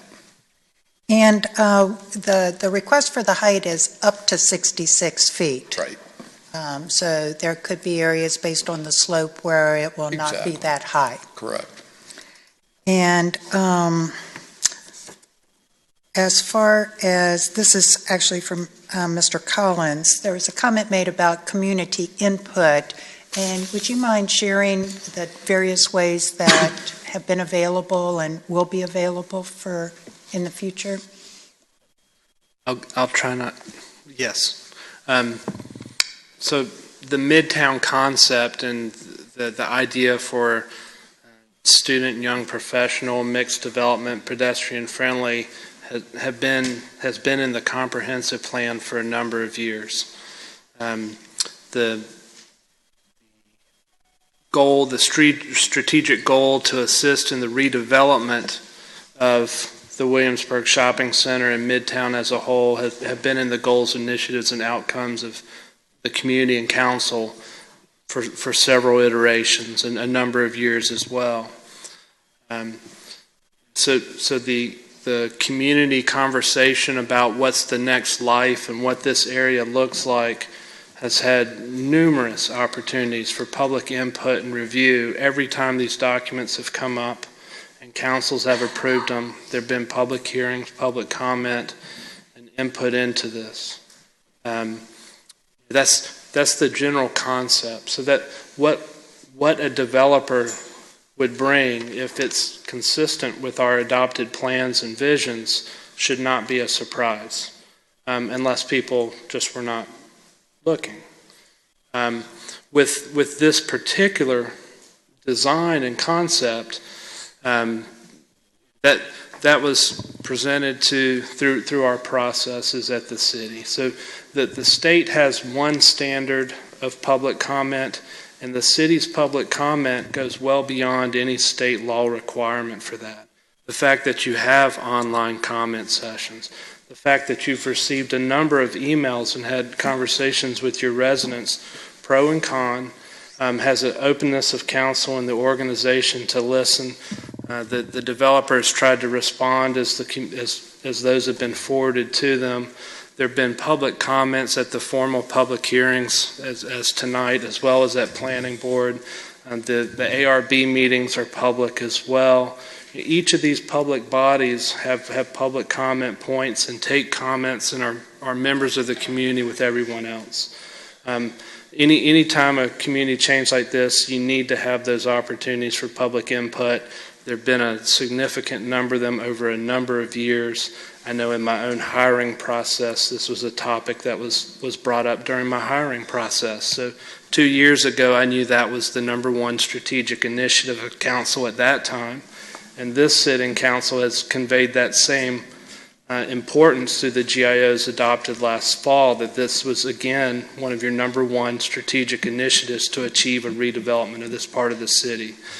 So this is not a conversation that is new to Williamsburg. It's been here a long time, and hopefully that attempts to answer the question. Yes, thank you. And back to Mr. Getty. When you were talking about the rent for a one-bedroom, I mean, that is basically all-inclusive. Yes. So if someone is looking at rent somewhere else that they find is affordable and it's lower than this, let's say $1,000, then what you would pay extra for all your utilities would probably be more than or comparable to this. Thank you. Question while you're there, if I may. You had mentioned retaining marshals. Yes. Can you do that in option 1 and or 2? Option 2. Thank you. In terms of the residential mix, do you see if there's any conflicts between a pure student housing and then young professionals? How will you differentiate that space? I mean, will one building be designed for students? Units will be the same. They would be interspersed in the 1 and 2 bedrooms, I would assume. The point is young professionals wouldn't mind being interspersed with students. Thank you. Well, Mr. Getty, I have a couple of questions, and these were from citizens. And for those, I do deeply appreciate those who have emailed us. I'm sorry I know the mayor's gone back to almost every one of them, if not every one of them. Sorry, I haven't replied, but I have taken them into consideration, and there's some questions from some citizens that would like some answers, Mr. Getty. In terms of the traffic study, there were some concerns about how the time period when it was done this summer did not really truly reflect the student traffic volume that may go across. So I know the impact would be minimal without the students. I've read the study. Would it be just as much if there were students? Or maybe clarify anything that I may have gotten wrong. 2 traffic counts done, 1 in May. Kimley Horn, right? Yeah, by Kimley Horn, traffic consultant. 1 was done in May. School was in session. It was in exams, but the students were here. And as Kimley Horn pointed out to me when I asked this question, perhaps more importantly than college being in session, the Williamsburg James City County school system was in session. So you had all the traffic from both students and school system generated traffic. The second count was done in July when school was out. Sure. So to the results from the July count, they added an additional 8% assumed generation to account for school being out. Okay. We think they're very accurate. Sounds good. In terms of the green space, it seems with the you're fulfilling the 20%, which is Yes. good, keeping the trees along the Richmond Road. I just want to reiterate also there's a public space, which I think is a very, very important component as well. I'm very attracted to that, so thank you for considering that part as well. Let me throw like a hypo out, because on the record, and whether we believe it or not is another thing, but on the record, when I was first elected, the college admin told me their wish to decrease in enrollment. And I know that with the state pressures, this may not be so. Right. But for the purposes of this question, I'm just curious to get your thoughts. What happens 10 years down the line if this were to be approved? College suddenly decided, you know what, I think we're in a good place. Let's start declining enrollment. Will your numbers and your projections still be able to hold enough of, I mean, students, but this is barring just the young professionals and the adults that may be interested. I'm just talking about the students. Yeah, I mean, I think the answer is yes. I think it's feasible at the enrollment levels today. If we're 10 years out and it slows down, yes. Yeah. That's all I have for now. Okay. I don't have any questions for you, sir. Great, thank you. Comments? Sure. So from my own personal experience, it might be good to share where young people, students and grad students and folks my age live today. They're in your everyday single-family neighborhoods. They're at High Street. They're at our apartments at Quarter Path.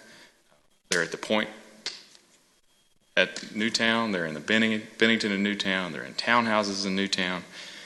They're all over Williamsburg. So they're inhabiting places that weren't designed for them, but are happy to have them.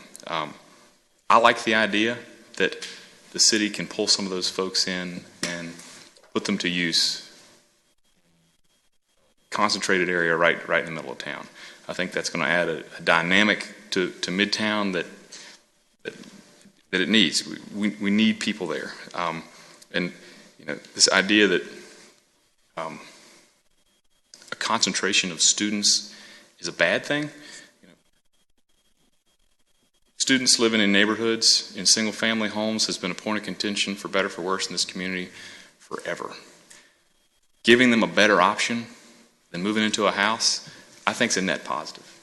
Not everyone's going to move out. Not everyone's going to leave a neighborhood to move into an apartment, but a portion will, and I think if a portion does, we're better off. Lots been said about aesthetics. If you went in my house, you would know that I have no business choosing colors or materials or anything like that. I too believe the ARB can get this right on their final review, and I, like any other citizen, will comment. The way this development interacts with public infrastructure is paramount. We've needed to make improvements to Monticello Avenue for a long, long time. This gives us the opportunity to do that. With the previous owner of the shopping center, we couldn't take enough land to make the Monticello-Richmond Road intersection work the way it needs to work. Not only that, we now get a pedestrian multi-use path and a bike lane. That's a real win. Also, I'm glad this community is as open-minded as they are about the potential for the city installing a roundabout at Monticello and Richmond Road. I didn't anticipate that, but a number of folks have come up to me and said, I think this is cool. Can we do it sooner? Really proud that we're embracing that. Last, as a young person, this is a net positive for this community. We often sit around and scratch our heads, why don't more people stay here? Why don't more people your age, Scott, what's missing? This is missing. It's going to be a selling point for the folks I graduated with, folks who are around my age, come back to Williamsburg. We're coming up with the times, and I'm going to be proud to point to that and say, hey, we got this done. So I prefer option one. I think, particularly as it relates to public infrastructure, the cross streets and connectivity to Monticello and Richmond roads is extremely important. I really like, I know Williamsburg is a tough hotel market, but keeping that corner open for a Hyatt Place or a, insert upper middle tier brand hotel there, that's a game changer for Midtown and downtown. I mean, I don't know anyone who can't see the fact that there is no hotel within easy walking distance of the College of William and Mary. That's if you look at any other college town our size, that's a huge hole. It's got to happen. I think with good community input and city partnership, I think we could make the case that some investor can come and locate a hotel there. I'm also glad we're keeping those nice oaks on Richmond Road. That it's been the makeup on a decrepit shopping center for a long time, and I'm glad it's sticking around. So, lipstick on a pig. Well, since to sort of piggyback on a couple of things that Scott said, as a young person, he's looking forward to something changing there. As a cool old person, I'm looking for something different to happen there. And edgy. And it's interesting, sort of thinking about and watching the Planning Commission and different concerns that people have brought up. I am going to address a couple things since Scott did such a good job on infrastructure. I'm going to talk about looks. As a woman, we always seem to have a little bit more interest that way. And even though the ARB is going to take this up, all of the questions that came out made me sort of try to learn a little bit more about architecture and design here in Williamsburg. And I got a lot of information from this great display that's out here in the hallway of the Stryker on 75 years of modernism in Williamsburg. And it talks about that colonial Williamsburg was really at the forefront of introducing and encouraging modern design here in Williamsburg. Not only when they built the shopping center, but the visitor center, the Woodlands, the Rockefeller Library, and even the new art museum. They specifically want a separation between the restored area and the rest of town. They don't want visitors to get confused, thinking when they see a colonial building half a mile from the restored area that they've gotten there. They want to be sure that people know the distinction. And in fact, if you read on the Woodlands, it says, that they wanted to be sure that people who've been strolling down Dog Street have a specific place to go stay and be completely separate from the restored area. So that made me realize, well, the ARB had, when they were talking about one edgy and a more modern look, that's part of the reason that it was there. And you think about the two oldest communities we have in town with Colonial Williamsburg and the college, and that's where a lot of the modernism has been built, with the old PBK, well, the current PBK, and the soon-to-be new PBK, and the music building. Lots of light and glass and modern aesthetics. So it sort of educated me on that regard. And then I started thinking about the height, because my first reaction was, 5 stories is going to be so tall. And then I happened to come out of Armstead, and right in front of me was Monroe Hall on Richmond Road. And it was always talked about the heights comparing the heights to in the city and not on campus. So I said, well, gosh, that building looks awfully tall. It's got, a 5th floor in the attic. And so I stopped by Landrum the other day and asked the contractors who were doing the work there, what's the height of the dorms on campus? 60 feet. Plus another 8 to 10 feet for the chimneys. And so I thought, gosh, we've got these tall buildings all around us, and they become woven into the fabric of our everyday lives, and we don't even pay any attention to them. So that made me think, okay, 60 feet and trees grow. When Jefferson was built, there were no trees out front, outside of it. So it just gave me a different appreciation.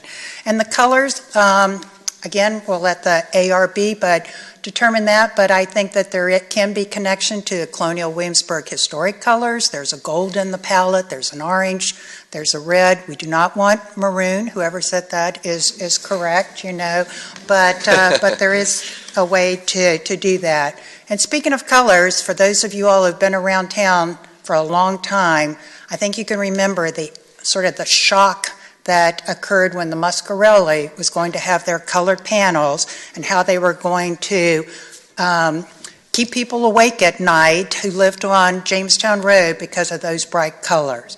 But now, what would the Muscarelli be without that sort of beacon, and how the Muscarelli has become such an important asset to our community, not only for the residents but for tourists.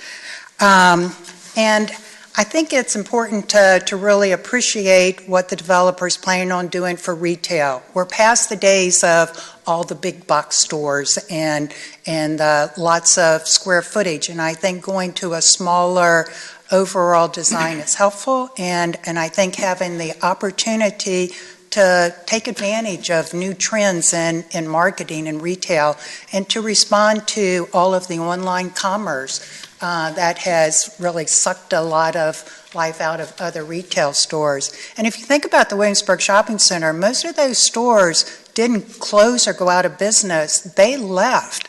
I guess Bob Singley was saying that, they fled. It was like a hemorrhage. Places that I like to go, like to be able to walk and ride my bike to, Steinmart, the CVS moved down the street more, the European Beauty Spa there. So there are a lot of things that I would like to see come back into town. And when you talk about what young people want, they want the experience. They want to be out there and be seen and viewed and take pictures and put it on Snapchat or whatever else there is going on. And this is an opportunity to sort of take advantage of some of the trends. I was pleased to hear today, as far as the mix, that 25% one bedroom, 25% two bedrooms, because I think that will lead to more than just undergraduate students living there. And 3 things came out at William and Mary this past week that made me think that we've been focused on student and undergraduate student, but there's so many more than that category. I was at the EDA roundtable luncheon on Tuesday, and they talked about the international students that are here, the immersive or intensive language, English language program that are here, that brings people here for short time periods where they're looking for places to live. There's also just announced about the English as a Second Language Masters at the School of Education. The college has just created a whole of government school center of excellence that again will bring people here of different ages and demographics to help fill some of these buildings. And to second one, again, what Scott said, I've talked to some of the people I work with and know at the college, and the 2 of the biggest things they say are detriments to being here as a young person are housing and social and active lifestyle. So I think that this helps address those. And I too am in favor of a hotel on that corner. It bothers me when people who used to stay at the hospitality house now go to Embassy Suites, and out in the county when they come in town for football games. And they and I want them to have some place that's a new style, more of a lifestyle, to be able to be close to campus. So I, as a cool old person, support this. What does that make you? I don't know. Overweight bald man. Well, I echo many of the sentiments that Mr. Foster and Ms. Ramsey just spoke of. I think one of the things that is true about this, and every one of us would agree, what is there today is not what we want. And so when you look at the economic realities, the only way that we're going to get something different is if it's economically profitable for the developer to do that. And that requires a mixed use. You can't just have retail there because there's just not enough rooftops, there's not enough people, there's not enough traffic, and so you have to add some density. So in order to have successful commercial space, you have to have people living in proximity. And so I think adding 250 apartments there will help that new retail be successful, and also make the Food Line and Sal's and the food court be more successful as well. But even beyond that, I think it will complement what we once hoped to have in the Arts District that just kind of limped along, and I think there's going to be opportunity there.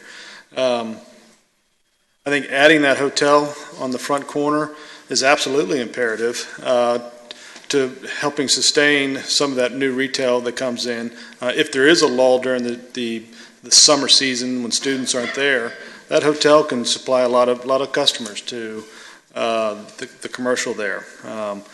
Somebody mentioned hotel occupancies being what they are. That's an average. Reality of it is, new hotel products do very well in this market. Do they drive the high rate that they probably need? I think that's where they're going to struggle. But in terms of occupancy, a hotel there, particularly a well-appointed upper mid-scale product, would do well. And I think it would complement what's being proposed in the apartments. So I like all that, and I've been a proponent of height and density for years, for those reasons that I just mentioned, primarily the economic realities. A little concerned about it just being student-oriented. I don't know if I agree with Mr. Getty that young folks that aren't students will want to live with students, but maybe I'm not an expert at that either. Beyond that, I'm also concerned about the compression the neighborhoods between this development and the college. I think Matoka Court is a fragile neighborhood, and I think there will be some impact. Hopefully it's minor amount of impact, but I think that's going to require both the campus police and the city police to be vigilant and make sure that we patrol that area to make sure that things don't get out of hand beyond where they are today, and maybe even improve upon them. And I think we've seen that commitment with the college when we had the discussion of Richmond Hall. I live, about as close to this as anybody, and certainly as close to Richmond Hall. And I haven't seen, the Rome didn't set on fire when Richmond Hall opened up. There's been some pedestrian traffic there, but I like it. I feel more secure knowing that there's people walking up and down the street. And I think what this development is going to do is it's going to put more people on the street. But with that good comes with some bad, and we just have to, do our best to be good neighbors and to make sure that we patrol and make sure that, that people don't get out of hand. But beyond that, this is about as good as it gets. I think to have a private entrepreneur come to town with over $100 million, that doesn't happen often. And so, comments I have for now. Thank you. I basically echo what most of my colleagues have said. I think it is kind of incredible that Scott, you and I are young professionals here who have old souls that decided to stay in Williamsburg, and hopefully there will be more who are interested, including the one that also spoke during the public meeting. I think this proposal is a bold prediction for Williamsburg's future. Ever since I was a student here on council, this proposed redevelopment, any kind of redevelopment, has been a constant challenge, and now we have an opportunity with a developer that has basically aligned with certain tenets and facets of our comprehensive plan, although there's some things that are a little bit different. This is an opportunity now to act on it. And with that prediction, the density, the height, I think it's already been said, and I agree with them, and I parallel my agreement with that. I think it's necessary for the retail and the reduction in retail, but also the green space, the grid design, the walkability, the bikeability. It fills a lot of gaps within our Midtown, which I think is very crucial, and easily the developer could have just refurbished this facility and put it back out in the market, but instead he worked with city staff to establish something that goes further beyond just what it is right now. I think another big part that's really gotten me aligned with it, because I was really wavering from one place to the other, and I think in terms of the design, I know we can't really comment on that, but I was intensely focused on what the ARB had said, and the fact of the matter is the original intent for that development had never ever been meant for colonial design or architecture, especially when the Colonial Williamsburg Foundation insisted, and when they built it in 1959, had it in a modern context. Something that also caught my eye was some of the folks that work at the Colonial Williamsburg Foundation, no doubt, are very acutely knowledgeable about colonial architecture and and all of its designs that work for the Colonial Williamsburg Foundation were actually the most vocal to try to get this design. I thought that was the biggest surprise, and that certainly contributed as a factor to my decision today. I do echo some concerns that Councilman Pons had said. I find it a little curious about how the housing situation turns out. Although I am supportive of student housing, with young professional housing, I remember during my campaign just speaking with faculty and the younger faculty over at William & Mary. One of the things that they've always wanted, one of their main driving points, is we want to live in the city of Williamsburg. We want to be close to where we work. And the affordability, the price point for what Broad Street provides is very much within comfort. I've spoken to just a few, just a smaller sample size than 17, but nevertheless very, very informative in that manner, in that they would love to live within that price point. They would love to live in the location there. Architecture, the aesthetics, they're kind of split on it, but the fact that there's a viable option for them there is great. The other turning factor, though, is would they live in the same complex with students? And that I've seen an unwillingness we're just narrowly the faculty standpoint, let alone even in law school right now. Some of my professors, when we have our weekly Thursday bar reviews, which is you go to one of the bars and get together, if the professors are there and they see students there, they'll leave. So to assume that that there'll be a mixture of certain age groups within it, although we are technically all under the young professional categories, there are differences, very subtle differences in our lifestyles beyond a student standpoint and a young professional standpoint that I think we have to be aware about. Again, I'm not against the student housing, although I think the promise of having some young professional mix-up, I think, has yet to be seen. I'd be curious to see, and I hope I'm wrong. I hope there is a healthy mixture of young professionals along it, but I think that has yet to be seen. But overall, I think the concept of it is solid. I think it's something that the city has needed to act on for a long time. And I am also concerned about the compression on the neighborhoods as well. I can't forget to say that, but I think that's indicative of what the city can do with its enforcement, with its cooperation with the William & Mary Police and with the Williamsburg Police. So thank you for bringing that point. I meant to bring that up before. This is weird. I was about to end my remarks, but I had one more question. Carolyn or Mr. Getty, bus stops along within is that planned? I mean, what's the plan for that? Bus shelters and all? Sake of time, I'll answer that one real quick. The Monticello Avenue design, streetscape design includes the bus stops as well. So it'll formalize and improve the WADA instead of just a sign and people sitting on the curb. There'll be a formal bus shelter and bench. Okay. With trashing. That's all. Thank you. Well, congratulations, Mr. Zhang. I didn't realize you'd already passed the bar. It's the bar review. You passed by the bar. As long as I've been on council, we've been talking about what can we do to redevelop the Williamsburg Shopping Center. It's been underutilized for a long time, and I think Mr. Singley did a great job of pointing out some of the things that transpired with one of the prior owners. And Ms. Ramsey talked about how some of the businesses left. Some of those businesses were also pushed out of the shopping center in the transitional phase when it was being prepared for sale so that it would be less encumbered property. So the opportunity now to do something is tremendous. Mr. Collins alluded to when he first came on, for the three of us who were in that process, each of the candidates I don't mean to divulge anything, I won't say anything about your questions.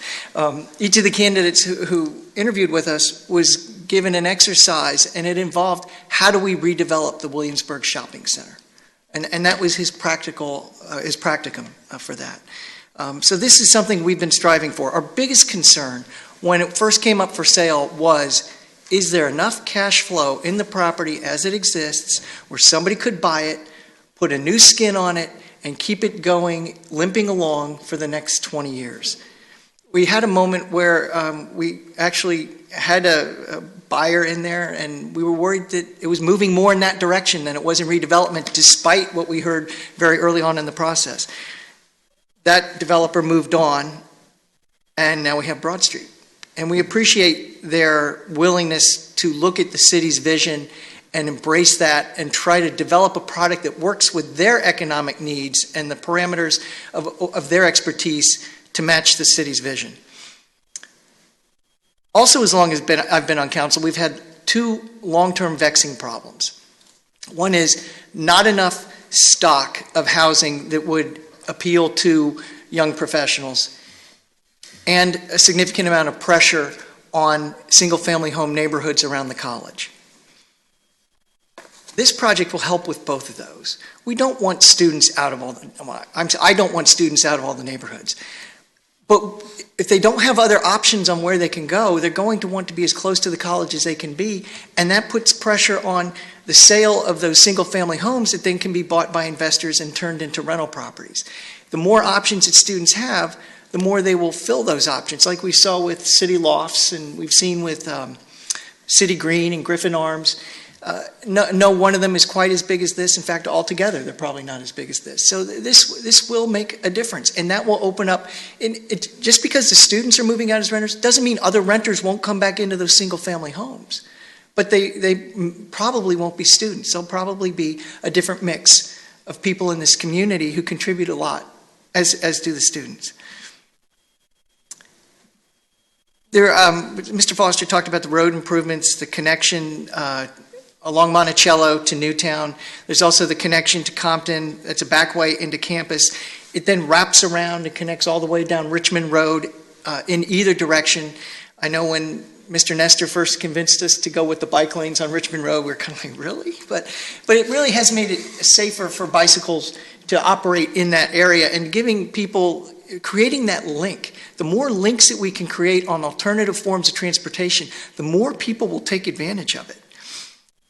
And because Broad Street is looking at buying both the second shopping center, that gives us they're giving us or creating the opportunity for synergy between those two properties. They're really aligning them in a way that has never been the case. And that's one of the biggest traffic challenges on Monticello right now.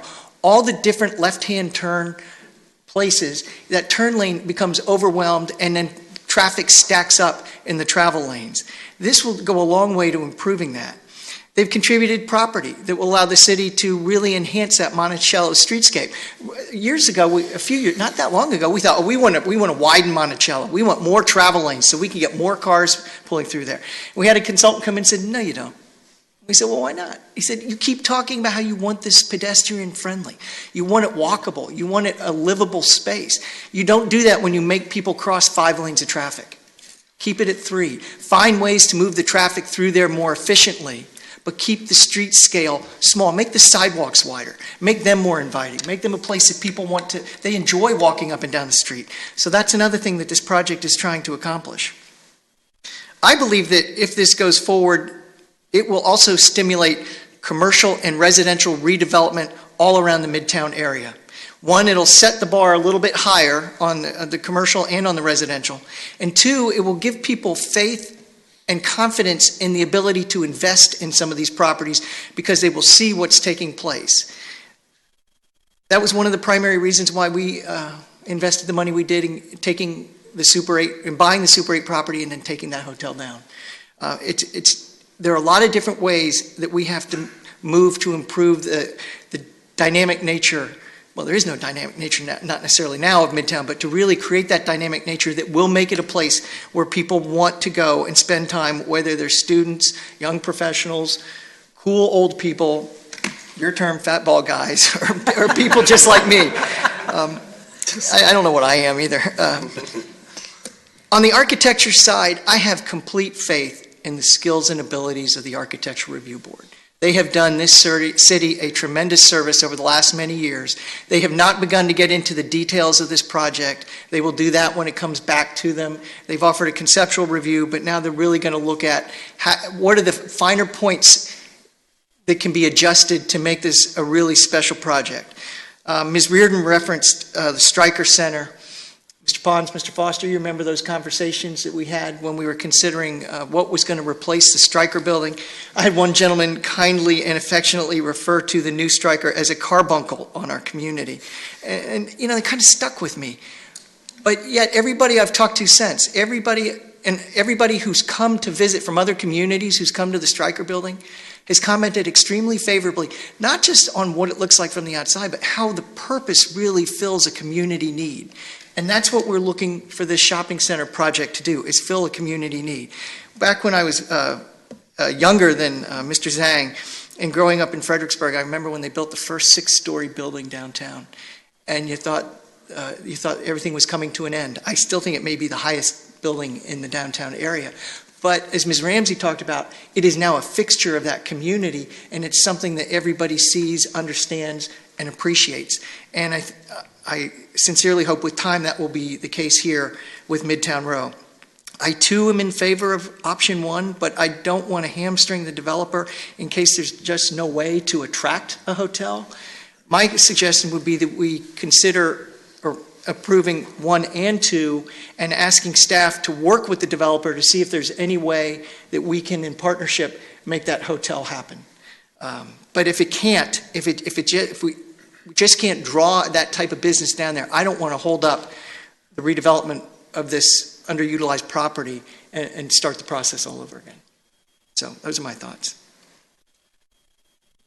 Thank you for those. I do agree that while option 1 is more favorable, I think if by only approving that one, it really does hamstring their ability to negotiate with marshals and negotiate with a future hotel.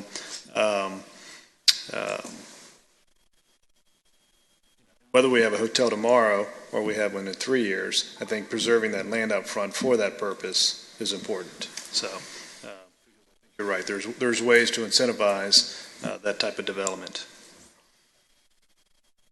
Other thoughts, comments? Just to be clear, so if option 1 and if the hotel wasn't attracted in the near term, the building, I guess, 3, 4, is a different configuration and size in option 2. So down the road, if option 4 is built, and then you want to do a hotel, I guess you just chop off the other building and... Well, I mean, I'm just trying to sort of get an idea that if it's not option 1 now and the developer starts with option 2, how easily would it be to add a hotel in there 3 or 5 years down the road? Developer still has to come for approval on one of the two site plans. Is that correct, Carolyn? Yes, site plans would have to be approved for both options. That would come to council, or would that just be a planning commission? Just planning commission. Planning commission. My point was that we would ask staff to work with the developer now. I feel really strongly about these cross streets. What initially excited me about first renderings we saw was the potential for a gridded structure. Right. To, enact a city block type feel.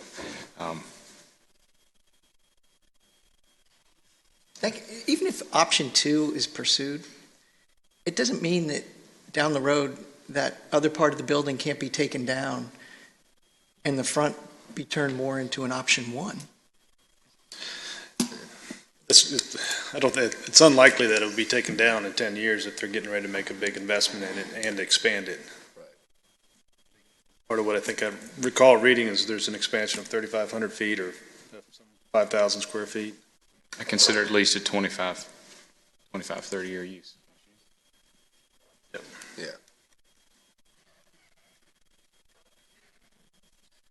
Option 2 in that first build.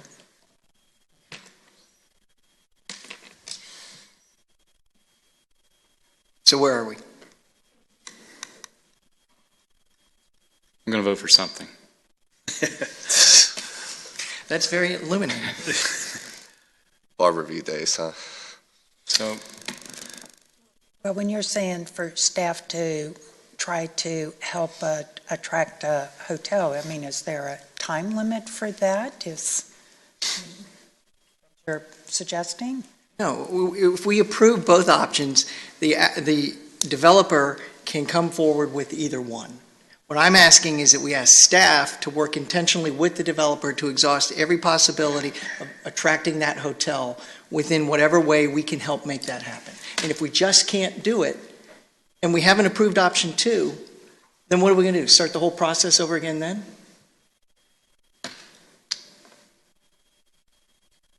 So, go ahead, Doug, sorry. I'm not sure I was prepared to go ahead. So, Chris, if we did option 1 today, and then 6 months, 8 months down the road, it's apparent that that's not going to work, what would the process be for option 2 to get back in front of us? They would need to come and amend the SUP and amend the master plan. So that's a plan, it's a full battery, Planning Commission and Council. I see. Yeah.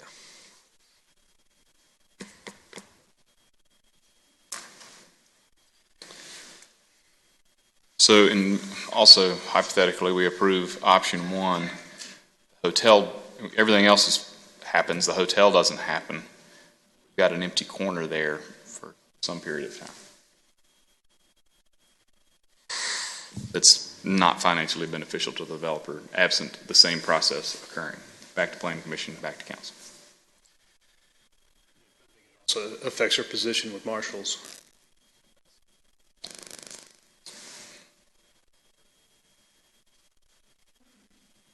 So I think Mayor Freiling, going along with what you said, if we approve both of them, it's clear that at least the majority of council prefers option 1. If staff obviously will do as we ask them to do, as they're good, very good about that, they'll get out there and try to make that deal happen. Or help work with the developer to make that deal happen for a hotel to get on that corner. And if it just doesn't happen, it wasn't. Yeah, I mean, if the hurdle for what we would have to do to help is too high, and we can't make it happen, then do you want to scrap the whole plan? Right. And I spoke to a hotelier, frankly, who has some interest in it. So I think there's going to be interest out there.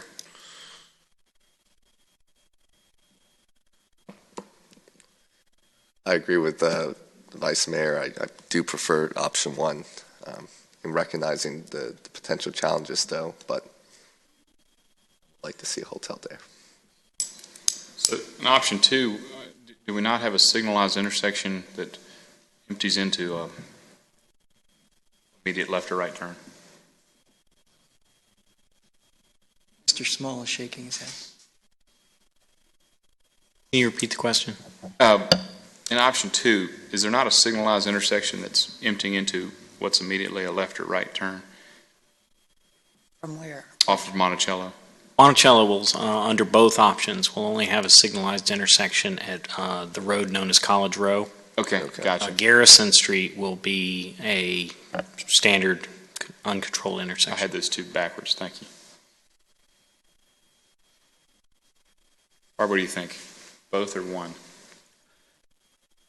Well, I recognize the value of offering the options, but if our preference is well known and recognized for option 1, I would hope that would be taken into consideration.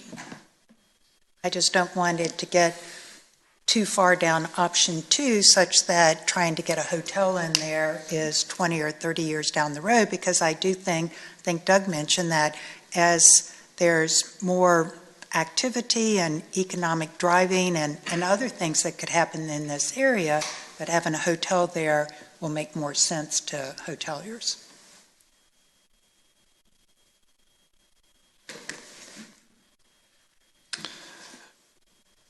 So here's the problem that I see.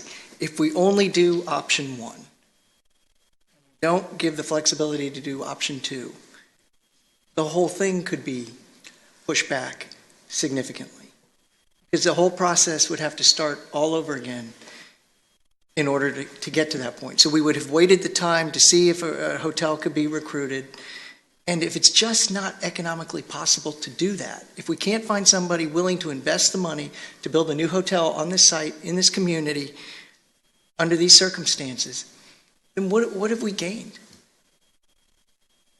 Well, I agree with you. I just don't want to go down the option too far without being able to have some flexibility. So I don't know how you protect that. Sheldon, do you have any thoughts? Option 2, the developer has the right to come in with option 2 with the site. And with all due respect to the developer, if we approve option 2, we're getting option 2. Based on what we know about the difficulty of the hotel and based on what we know about Marshall's. To me, it's putting pressure back on the private market. Approving option 1 is putting pressure back on the private market to get it to a design that works for the public good. Gonna make a motion? I was hoping I could get the mayor's. But when we're talking about support. option 2, it's both of them, correct? That we would do the other things such that the developer I could think do what 1 Mr. or Foster 2. is saying is only approve option 1. Right. I operate from the perspective of if we approve option 2, we're getting option 2. And I agree with that, and that was part of my concern. Do we know the sort of the schedule for the buildings construction?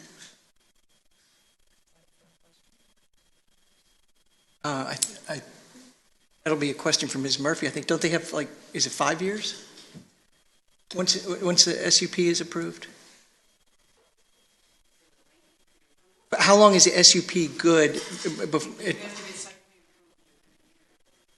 And then construction would have to start in what period of time? Site plans are good for 5 years. 5 years, okay. I think Getty has something to add if we can make that a check available.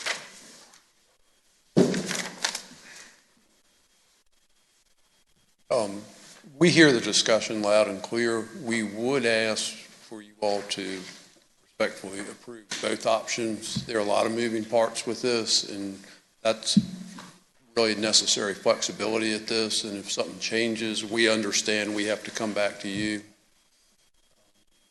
not to be developed in accordance exactly with these plans. You don't have to come back to council. You only have to come back to planning commission to get your site plan approved. Site plan approved, right. But if there are changes to the master plans based on market conditions or whatever that's different than what's in front of you today, we have to come back anyway. But for this to move forward, we would ask you to approve both options.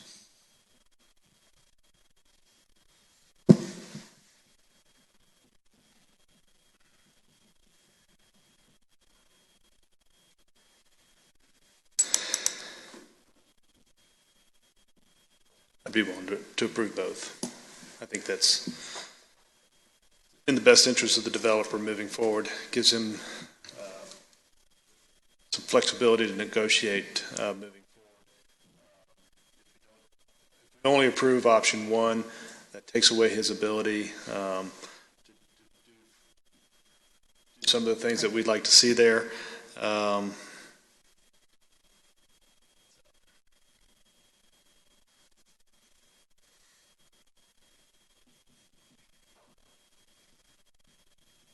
Do we do a resolution? Do we just say a Somebody second? would have to make a motion. Okay. Please.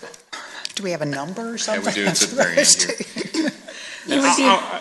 The motion would be to approve the Planning Commission Ordinance 17-17A and approve the special use permit as requested. I can make the motion if you like. And I'm going to acquiesce in approving both. Expect good faith effort to make one happen. I think we've made it eminently clear that that's what we would prefer. May be tough to even achieve option 2. So I absolutely want a hotel on that corner, but I'm not going to be unreasonable. I'll concur with Scott, and I'll make the motion. Mr. Mayor, I move that Council approve PCR 17-019, approve the requested text changes as outlined in proposed ordinance 17-17A as recommended by the Planning Commission, or 17-17A, and also approve PCR 17-020, approve the request, the special use permit request to redevelop the shopping center into a new mixed-use development project in accordance with the master plan, which contains 2 development options for Midtown Row with the 3 conditions as recommended by Planning Commission. So you're proposing PCR 17-019A as recommended by Planning Commission. 17-17A, which is the The removal 20%. of the green space Correct. waiver. Yeah, so this is the 20%, yeah. Motion's there. Is there a second? Second. Any more discussion? Scott? Mr. Zane? Aye. Mr. Pons? Aye. Aye. Vice Mayor Foster? Aye. Ms. Ramsey? Aye. It passes. That concludes our public hearings for today. We now move to reports. Mr. Collins, anything you want to highlight on the monthly financial? The Finance Director, Phil Sarah, handle that.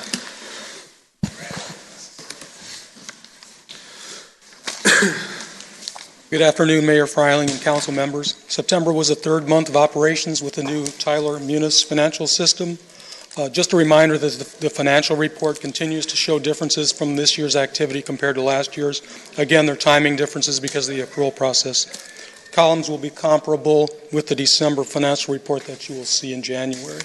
So aside from that, the only thing I want to mention are the room and meal tax receipts for August that are shown on page 5 of the report. Room tax receipts are down again for August activity compared to last year, with a total change about 1% lower than the same 3-month period from last year. Meal taxes are down much more than room taxes for August compared to August activity last year. Meal taxes were down almost 10% on the financial report. There were a few delinquent accounts that have since been paid over the past week, so the adjusted August meal receipts are about $20,000 higher than what's on the report that you see. So the adjusted August meal receipts are right at about $626,000. So the change from last year is about 7% below last year instead of almost 10% as showing on the report. Okay, and adding the late payments over the past week puts the fiscal year-to-date number down about 3.5% from last year. So it is a little better than what's on your report. And you'll see all these numbers much better next month when we give you the new grid. Mr. Sarah, have you seen that before, where we've had almost flat, small decline in the hotel and then a much more significant decline in the restaurant? I have not seen that yet. Questions, comments? Because I'm not spending money, I can tell you that much. So happens when you buy a house. We're looking at the numbers very closely. I've spent many hours this past week trying to figure out just what's going on with the numbers. So, but on a positive note, the sales taxes were up compared to the same month last year. So, a little consolation there. Well, thank you for your due diligence on that. We're very diligent looking at these numbers. It's just very odd. That's weird. Mr. Collins, monthly department operating reports? Staff's available if you have any questions. Questions? Takes us to city manager reports. This is where you do such a great job of delegating to staff and having them do all the reports. So I'll take the first one. If my legislate didn't just crash.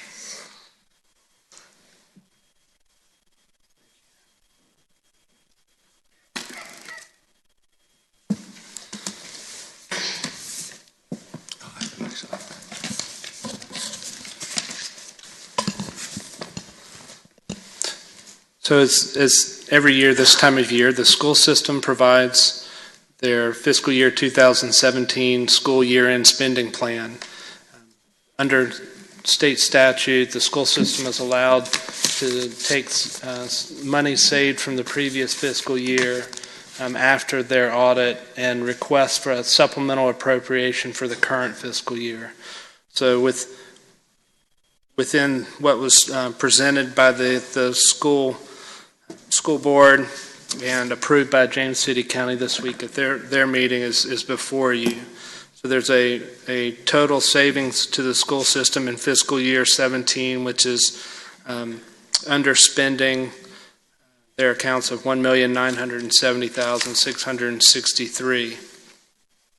The city accounts for 9.46% of that, or $186,425,000. The school system is requesting $61,028 from the city to be reappropriated in fiscal year 18 for impact insight, textbooks, admin support, compensation, and salary analysis during the comp and class, cafeteria tables at Claire Bird Baker, replacement buses of 4, and my understanding is that's buying down next year's. To accelerating the replacement. Yes, for fiscal year 19 bus purchases. And so that would be that $61,028 from the city, returning $125,397 to our reserve balance from last fiscal year. If you have any questions, I'd be happy to take this. No questions? No questions. Very encouraged to see the bus replacement. Yep. That's right. Yeah. Do I hear a motion? We adopt resolution 17-15. Second. Ms. Scott? Mr. Zane? Aye. Aye. Farling? Aye. Vice Mayor Foster? Aye. Ms. Ramsey? Aye.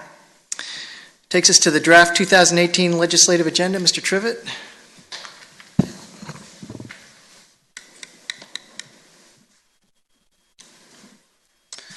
Good evening, Mr. Mayor, members of council. So tonight, hopefully won't provide you with an hour and a half presentation. And I'll assure you up front that there are no videos in this one either. Sound effects. Yeah. Sound effects, exactly. But I did provide the mayor with his little men that he likes so much. Yeah. The draft legislative agenda, of course, this is a two-part process, and it begins with presenting to you the items that we think should be included for your review and comment. As we put that together, we essentially look at our community partners list of legislative issues. Some of those community partners have already done their legislative agenda, and some have not. As you know, this process is still kind of fluid at this point, so we may bring more issues to you in November when we bring this back for approval that weren't included in the draft, just because they weren't known at the time. Support organizations include our professional organizations, the organizations that the city are actually members of, and that all comes together to form the draft agenda that we've presented to you today. So the way that I break down the draft agenda is really into 4 categories. And I'm sorry this looks so weird, it didn't before. But the first category is the 2016 session carryover issues. The second category are the staff-driven issues. The third category are the partner agency issues. And the fourth are the resident and interest group issues. And that just basically represents where they have come from on the agenda. So if we start with the category 1, carryover issues, there were 13 items on your agenda last year that warrant inclusion again this year, either because the language was broad enough that it's still a factor, or because no action was taken, or because it's possible that that issue comes up again in a different format. A good example of that would be the short-term rentals. We don't know what will happen during the session this year. It is possible that the advocacy groups behind that effort will bring that back to the surface, and we would want to be there advocating for our position. Permitting of group homes, of course, we had a lengthy discussion about that last year. No action was taken on the city's recommended legislative change, so we would again encourage our legislators to consider that. And then some of the basic things like financial impact on city government were included as priority issues. So those kind of represent all those things that are still ongoing. We would recommend that they be included again this year. Category 2, the staff-driven issues. These are the new issues that have come from the staff level of review, either through their professional organizations or because of issues that they've dealt with throughout the year. The first one is residential rental fire detectors. This is something that we talked about following a destructive fire here in the community, the need to have legislative authority to require detectors when we do rental inspections. So we've put that in as a potential for priority issue. It's not something I think think that we will push very hard this year in terms of making legislative change. We were going to devote most of our effort to number 2 on this list, which is alternative revenue options, seeking parity in tourism funding options for our regional partners. Number 3, of course, we spent a lot of time talking about last year, wireless technology regulation.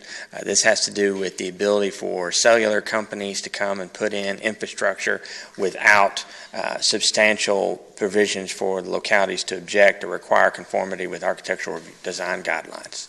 And then number 4 is economic development funding. Obviously, Go Virginia and the Commonwealth Opportunity Fund support. We have regional initiatives now that are making their way forward through Go Virginia, and we certainly want to see that funded to the highest extent possible. Category 3, the partner agency issues. I did contact most of the folks that are on our list to see where they are with their legislative agendas and got back some very good items to be included. William and Mary sent us a list, and those are all represented here. Higher education, financial assistance, support for collaborative approaches, veteran enlisted education, essentially supporting their ability to provide education for those folks, and then their capital project needs. Colonial Behavioral Health had, of course, the standard request to remove of unfunded mandates, and then Neighborhood Assistance Program tax credits came to us, essentially broadening the availability of that credit, and then the adoption of the VML legislative agenda. Several of you, if not all of you, participated in the VML conference that was held here in Williamsburg this year, and as part of that conference every year they adopt a legislative slate as well. Our membership essentially includes us in the support of that. I believe that the mayor was our delegate at that adoption, and so rather than including all 16 priorities in our list, we'll just adopt by reference. And then Category 4, resident interest group issues. If you remember last year, this was a very lengthy list, and I assigned you the homework of evaluating whether or not you wanted this included. This year we only have one, and it represents making solar facilities by right uses in zoning districts. And I think everybody here supports the use of solar to augment energy needs, but we don't do that at the risk of our own zoning protections, architectural design guidelines. So very similar to the wireless issue that's come up. We have proposed language from the group that would like to see this adopted. I don't think that we as a community should support it because it does erode that protection, but we'll follow this issue if it makes its way to a bill and see what actually transpires in terms of the language that might be considered. So the legislative timeline, we went over this at last month's meeting. We're presenting to you now the draft agenda. Hopefully you will consider it over the next month and come back to us with any changes or suggested additions that you'd like to see. And then we'll bring it back to you in November with the finalized product. My plan is to have it look very similar in format to last year's. It seemed like the council liked that. When we used it in Richmond, it seemed effective. Everyone could find it, all the issues very quickly. So we'll try to stay with that same format. In December, we will hold a legislative event of some kind, whether that consists of a public meeting or just having our legislators in to talk with us about the agenda that we've adopted. And then the session begins. As I said before, this is the long session, so we won't have to scramble quite so hard to cover all the issues, although it does seem like long session means more issues, so I'm sure we'll be just as busy as always. And then in March, the session ends, assuming there are no extensions or special sessions that have to be called, and hopefully we'll be successful in advancing our issues this year. That's just about as fast as I could do that. Thank you, Mr. Tripp. That was great. Questions? What day do they have to have their initial bills in? I think I had that on the timeline slide. Preliminary pre-filing deadline is January the 10th. Now that's a little murky because the rules for the House and the Senate are different. Senators can drop bills pretty far into the session. The limit there is when they can actually make it through committee. Gotcha. And so, it's very difficult to say. But January the 10th, we will have a very good idea of the content of the calendar for the year. So, we come up with this list somewhat blind. Yes, absolutely. And so what we do is it's my job to help us react on the fly, and we did that with a number of issues last year. One of the advantages of Williamsburg being so close to the state capitol is frequently VML will contact us and ask us to come speak on an issue if our position is the same as VML's, and we're glad to do that. So we're talking about submission of bills, and that's obviously different than a budget amendment. Right. Budget amendments can be made further into the calendar. That's right. The budget process begins early, but really heats up toward the end. Gotcha. And so that's where a lot of the maneuvering is done in terms of funding for projects, including special projects. Everyone wants to get the slice of the pie, huh? That's right. Thank you for your presentation. I just had a really quick question. For First Cities, I know we're not a member organization of theirs, but I do understand that there are some of their policy initiatives for session that generally aligns with us. I mean, is the city thinking of also looking to what they plan to pursue this session and latch onto that, or are we just keeping it pretty detached? So. Can I ask, kind of put this back on council a little bit? We can work in conjunction with, when they had presented before, there was also a discussion about when we get to around this time of the year of do we want to have a prorated joining of First Cities for a half year at this point. Is there any interest in directing staff to look at the budget to see if we can find that prorated amount to go into that as a First City, or just work in conjunction with? I mean, either way is fine at this point, but there was a discussion point to hold off until legislative session and perhaps do a half year in First Cities. It could be its own work session item, though, right? For a future date. We don't have to necessarily decide today, right? The money amount's not even large enough that you would have to make a decision. We just need some policy direction to move forward. It's less than, I mean, the total amount was less than $20,000. That's right. And so half of that would be less than $10,000. Okay, so you tried to put it on us, so we'll just put it back on you. How helpful would it be to staff? Is the benefit there outweighing whatever extra effort, work, and money has to be expended? It multiplies our ability and awareness of what's going on in Richmond on issues that impact us. And there will be times that I need an assistant city manager in the city, and we will have people we can call to represent our viewpoint in Richmond on various issues. Get a price, yeah. And it's different with First Cities, is they pursue specific policy initiatives. VML has always been a little bit more of the defensive, type that will defend certain legislation that, Airbnb is one of those issues. So that's just kind of my understanding of the distinction between the two. Phrase it that way, it sounds like it would or could be helpful to us.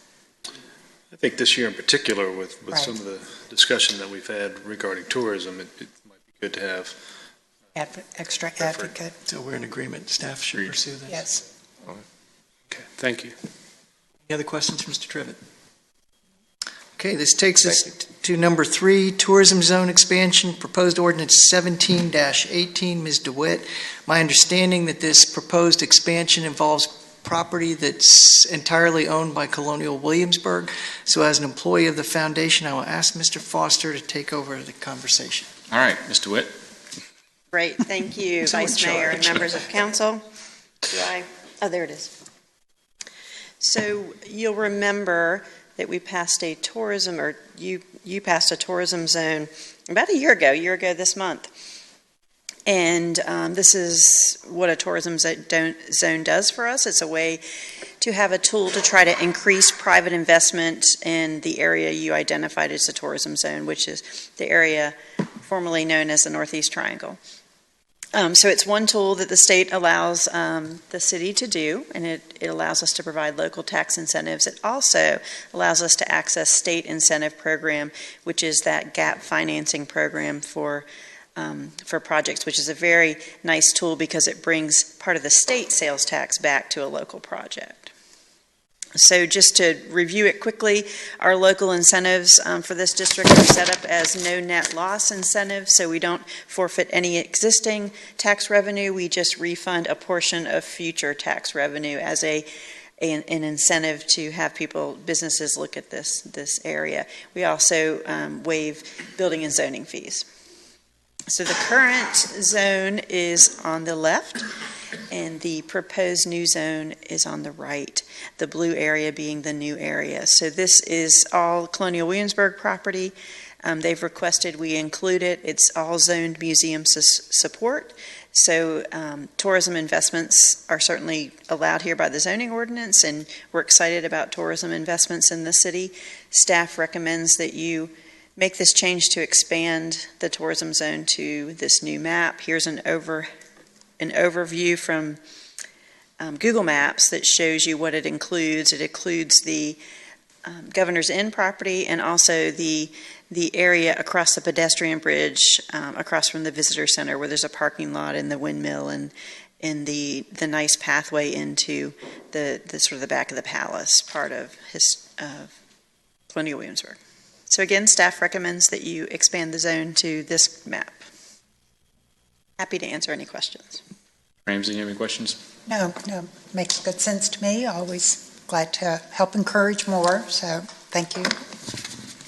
Yeah, no questions. I think it's always good to help find ways to stimulate new development, and particularly along the lines of tourism, which is our economic engine. So I don't know if Colonial Williamsburg has any plans or not in the immediate future, but I can imagine they do. And so if this helps that new development happen or redevelopment happen, then I'm all for it.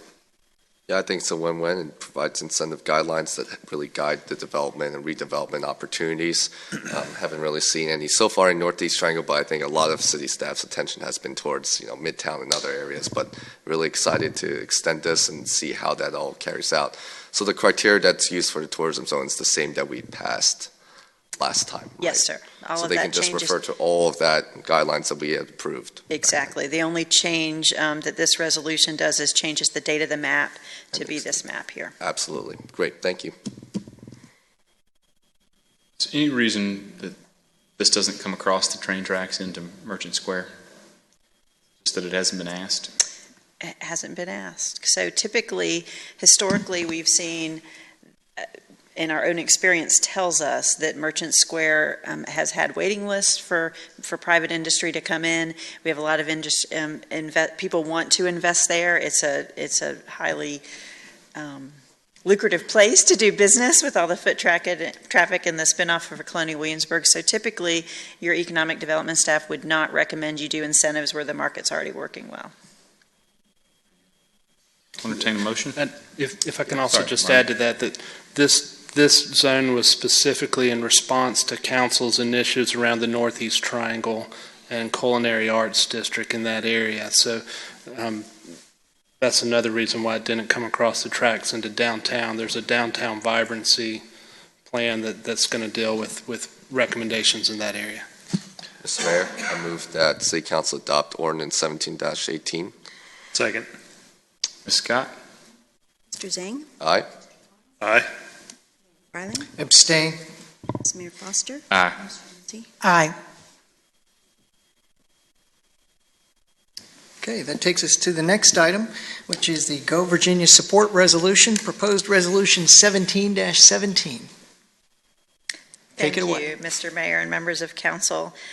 This is a resolution of support for an application for the Virginia Growth and Opportunity Fund process that the state has initiated, also well known to us as Go Virginia.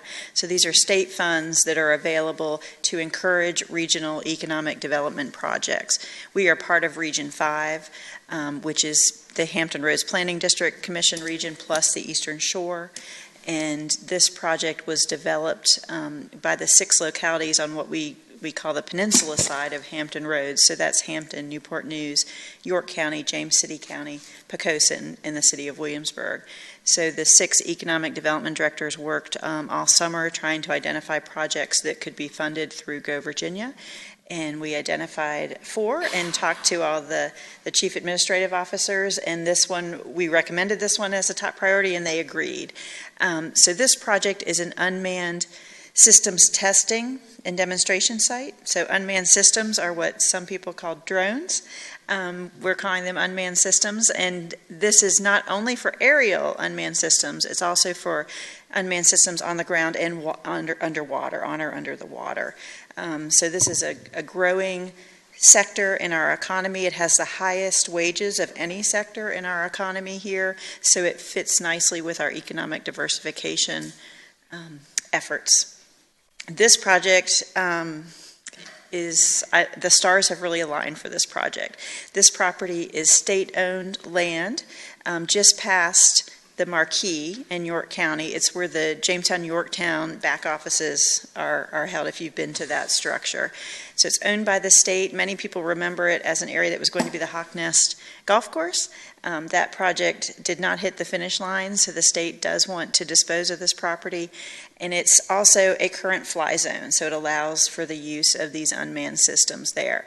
Adjacent property owners include the Naval Weapons Station, who's very excited about this project, and they actually have a program that could provide funds to this project because they'd like to see development other than residential development next to their facility. So they are very excited and supportive.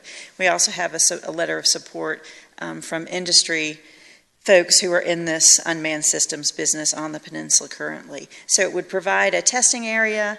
Ideally, a building would be built that would have some office space and then a bay with a door out to the testing facility. It also fits nicely with our Virginia Institute of Marine Science efforts. They're very active in sensors and unmanned water systems. And William & Mary also supports this project through VIMS and through the main campus here. So what this project is a cost and revenue sharing concept, so that any locality who wants to participate in this development can share with the cost of putting the infrastructure in, and then those localities that participate that way will share in the revenue. Revenue could be direct revenue of leasing the facility to parties. There could also be some tourism uses around that, recreational uses in addition to the business uses to provide direct income, and then there's the tax revenue that would come from those businesses. A third part of the potential shared revenue is the state has a new program allowing the sharing of income tax, which currently localities do not collect. So if it's a regional project, there is now state code that allows the state, encourages the state to share income tax for a period of 5 years for regional projects like this. It's also linked to Go Virginia. So I've probably talked a little too much about it. I'm happy to answer any questions, but what we're asking you today is to adopt a resolution supporting the submission of this application to our Go Virginia region. And I also wanted to point out that after we wrote this memo, we found out that the Hampton Roads Planning District Commission has agreed to be the fiscal agent for this project. Happy to answer any questions. This is awesome. Exactly the right market for where we want to grow, high-wage jobs. It plays into our local institutions. It takes a piece of property that was otherwise unused, and we've got multiple jurisdictions in on it. It's like there is no downside. The stars have aligned. It also helps protect the military base, because Exactly. the more residential encroachment you get near military bases, the easier it is for them to decide they need to be located somewhere else. So that you said there'll be like a large bay garage. Will be a landing strip of any sort? Because drones come in a variety. So these are drones that are like a helicopter, and then there's also drones that are like a plane. That move, and then there's drones that move on the ground, and then there's access to the creek here as well, so the water drones as well. So it's interesting that the property, you can tell by the aerial, has already been cleared for the golf course holes, which already provides some landing areas. But yes, some of the cost of infrastructure would be for the landing strips that might be needed and for that building you mentioned.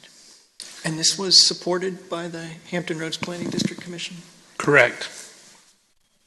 So there's excitement on the lower part of the peninsula and the other side of the water. All of the Virginia Peninsula jurisdictions are anticipated to adopt a resolution of support for the York County project and participate in the project. And also Gloucester County will be considering some form of presentation. They're not in Region 5, so that makes it a multi-regional application, which would strengthen the application for the state funding pool as well. Awesome. And the Economic Development Authority adopted a similar ordinance at its meeting this week as well.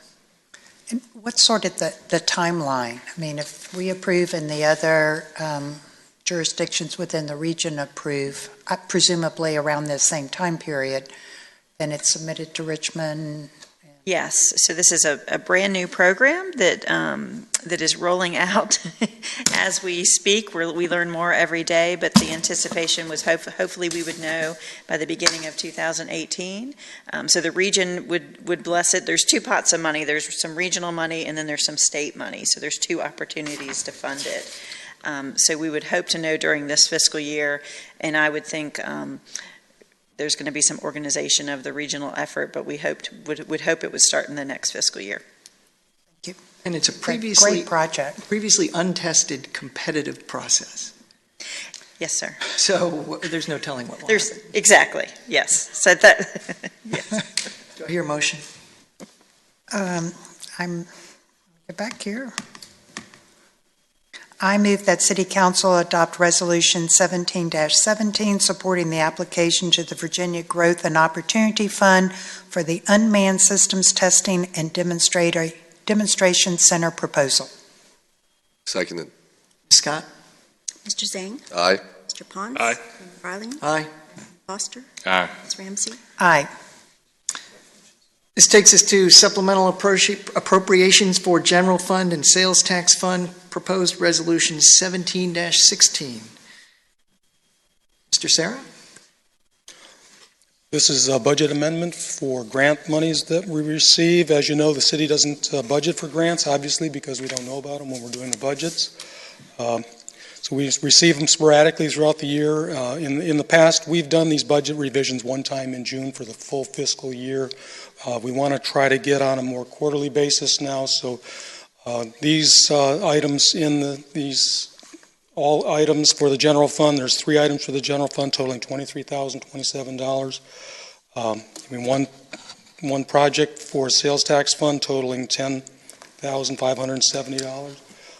These are trying to just do this quarterly from now on, so I won't go into detail what these projects are. It's all included in your memo, but we've had problems in the past with some of the department heads looking at their budgets. They've already spent the money they've received, but the budget is not adjusted, so it looks like they're overspent. So we want to, especially with the new Tyler system, we want to make sure that these budgets get adjusted more timely. So that's why we're trying. And this is all good news. This is new money coming into the city. It's all new money, yes. Totally unbudgeted. Questions? No, sounds good to me.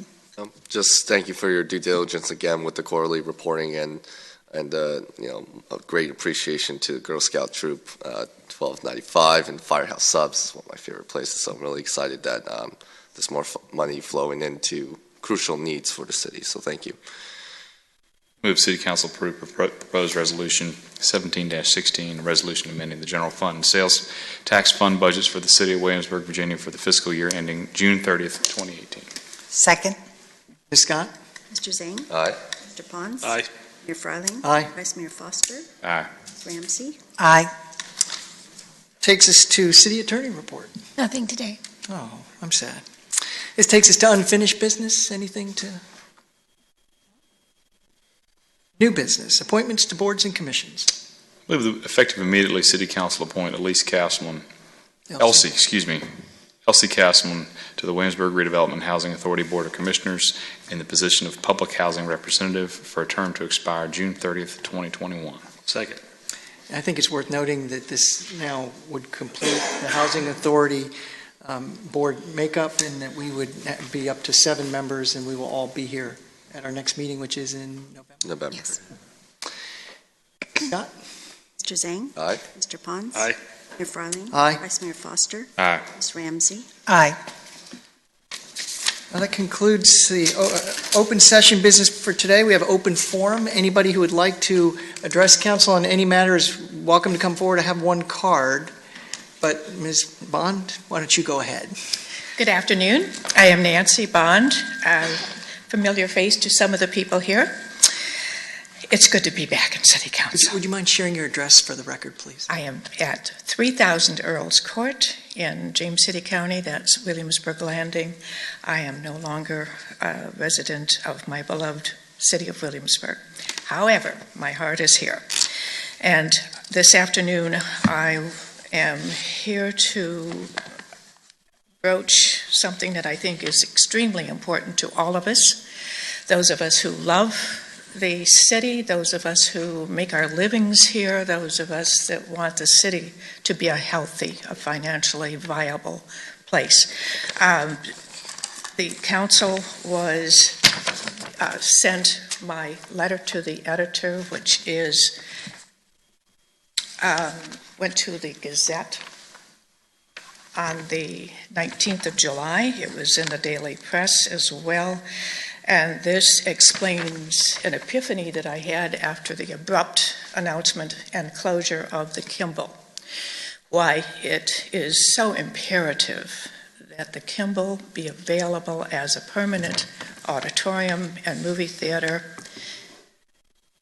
And I'm hoping very much that the council and James City County will work together to figure out how to acquire, probably not the property, but a long-term lease, to have as, again, a permanent city and county facility for all of the activities that have gone on there for years, have been appreciated, provide our organizations with a place to perform, to show what they have learned, to provide entertainment and information for our townspeople and our visitors. Part of my concern is not just we want the entertainment, we want all of the good stuff, and we want our kids and our people to be able to have places to perform. But Merchant Square is a magical place. That's one of the few places I've ever been where people are drawn to this place. It is attractive, it's appealing, there's a synergy, as I'm sure you all recognize and enjoy. If the Kimball is no longer pulling people in for various and sundry movies and activities, gradually people are going to stop coming to Merchant Square. And when they stop coming to Merchant Square to dine before they go to something at the Kimball, or have a snack after, or do their shopping in between activities at the Kimball, the businesses are going to suffer. And if the businesses don't keep the people coming, then we all suffer, because somebody's taxes are going to have to go up to keep the basic services going.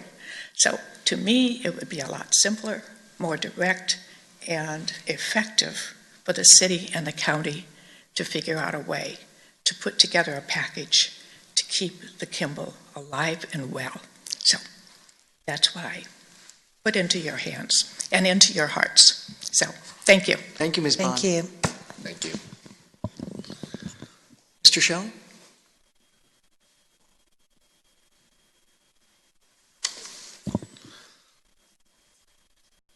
Good afternoon, I'm Gary Shelley. I live at 205 Indian Springs Road.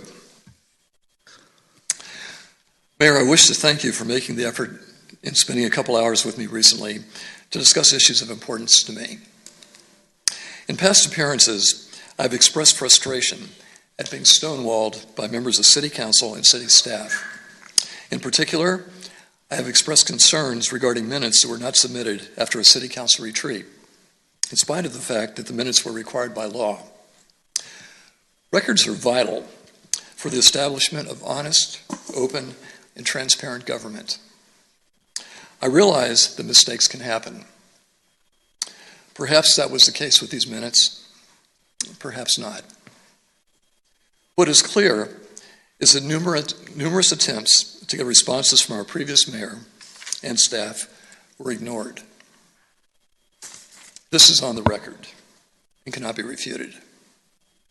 Such behavior reflects not only on their character, but creates an atmosphere of cynicism, suspicion, and distrust between the public and government.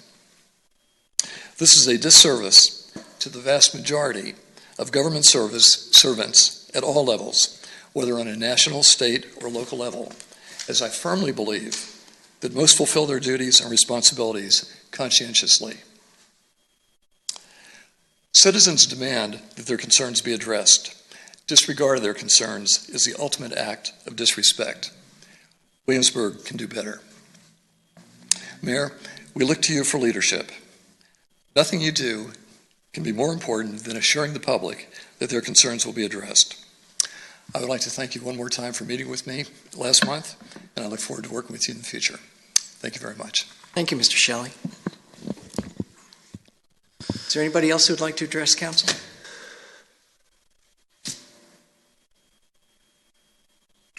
Nope. Seeing none, we will close the open forum. Do you have a motion? I do.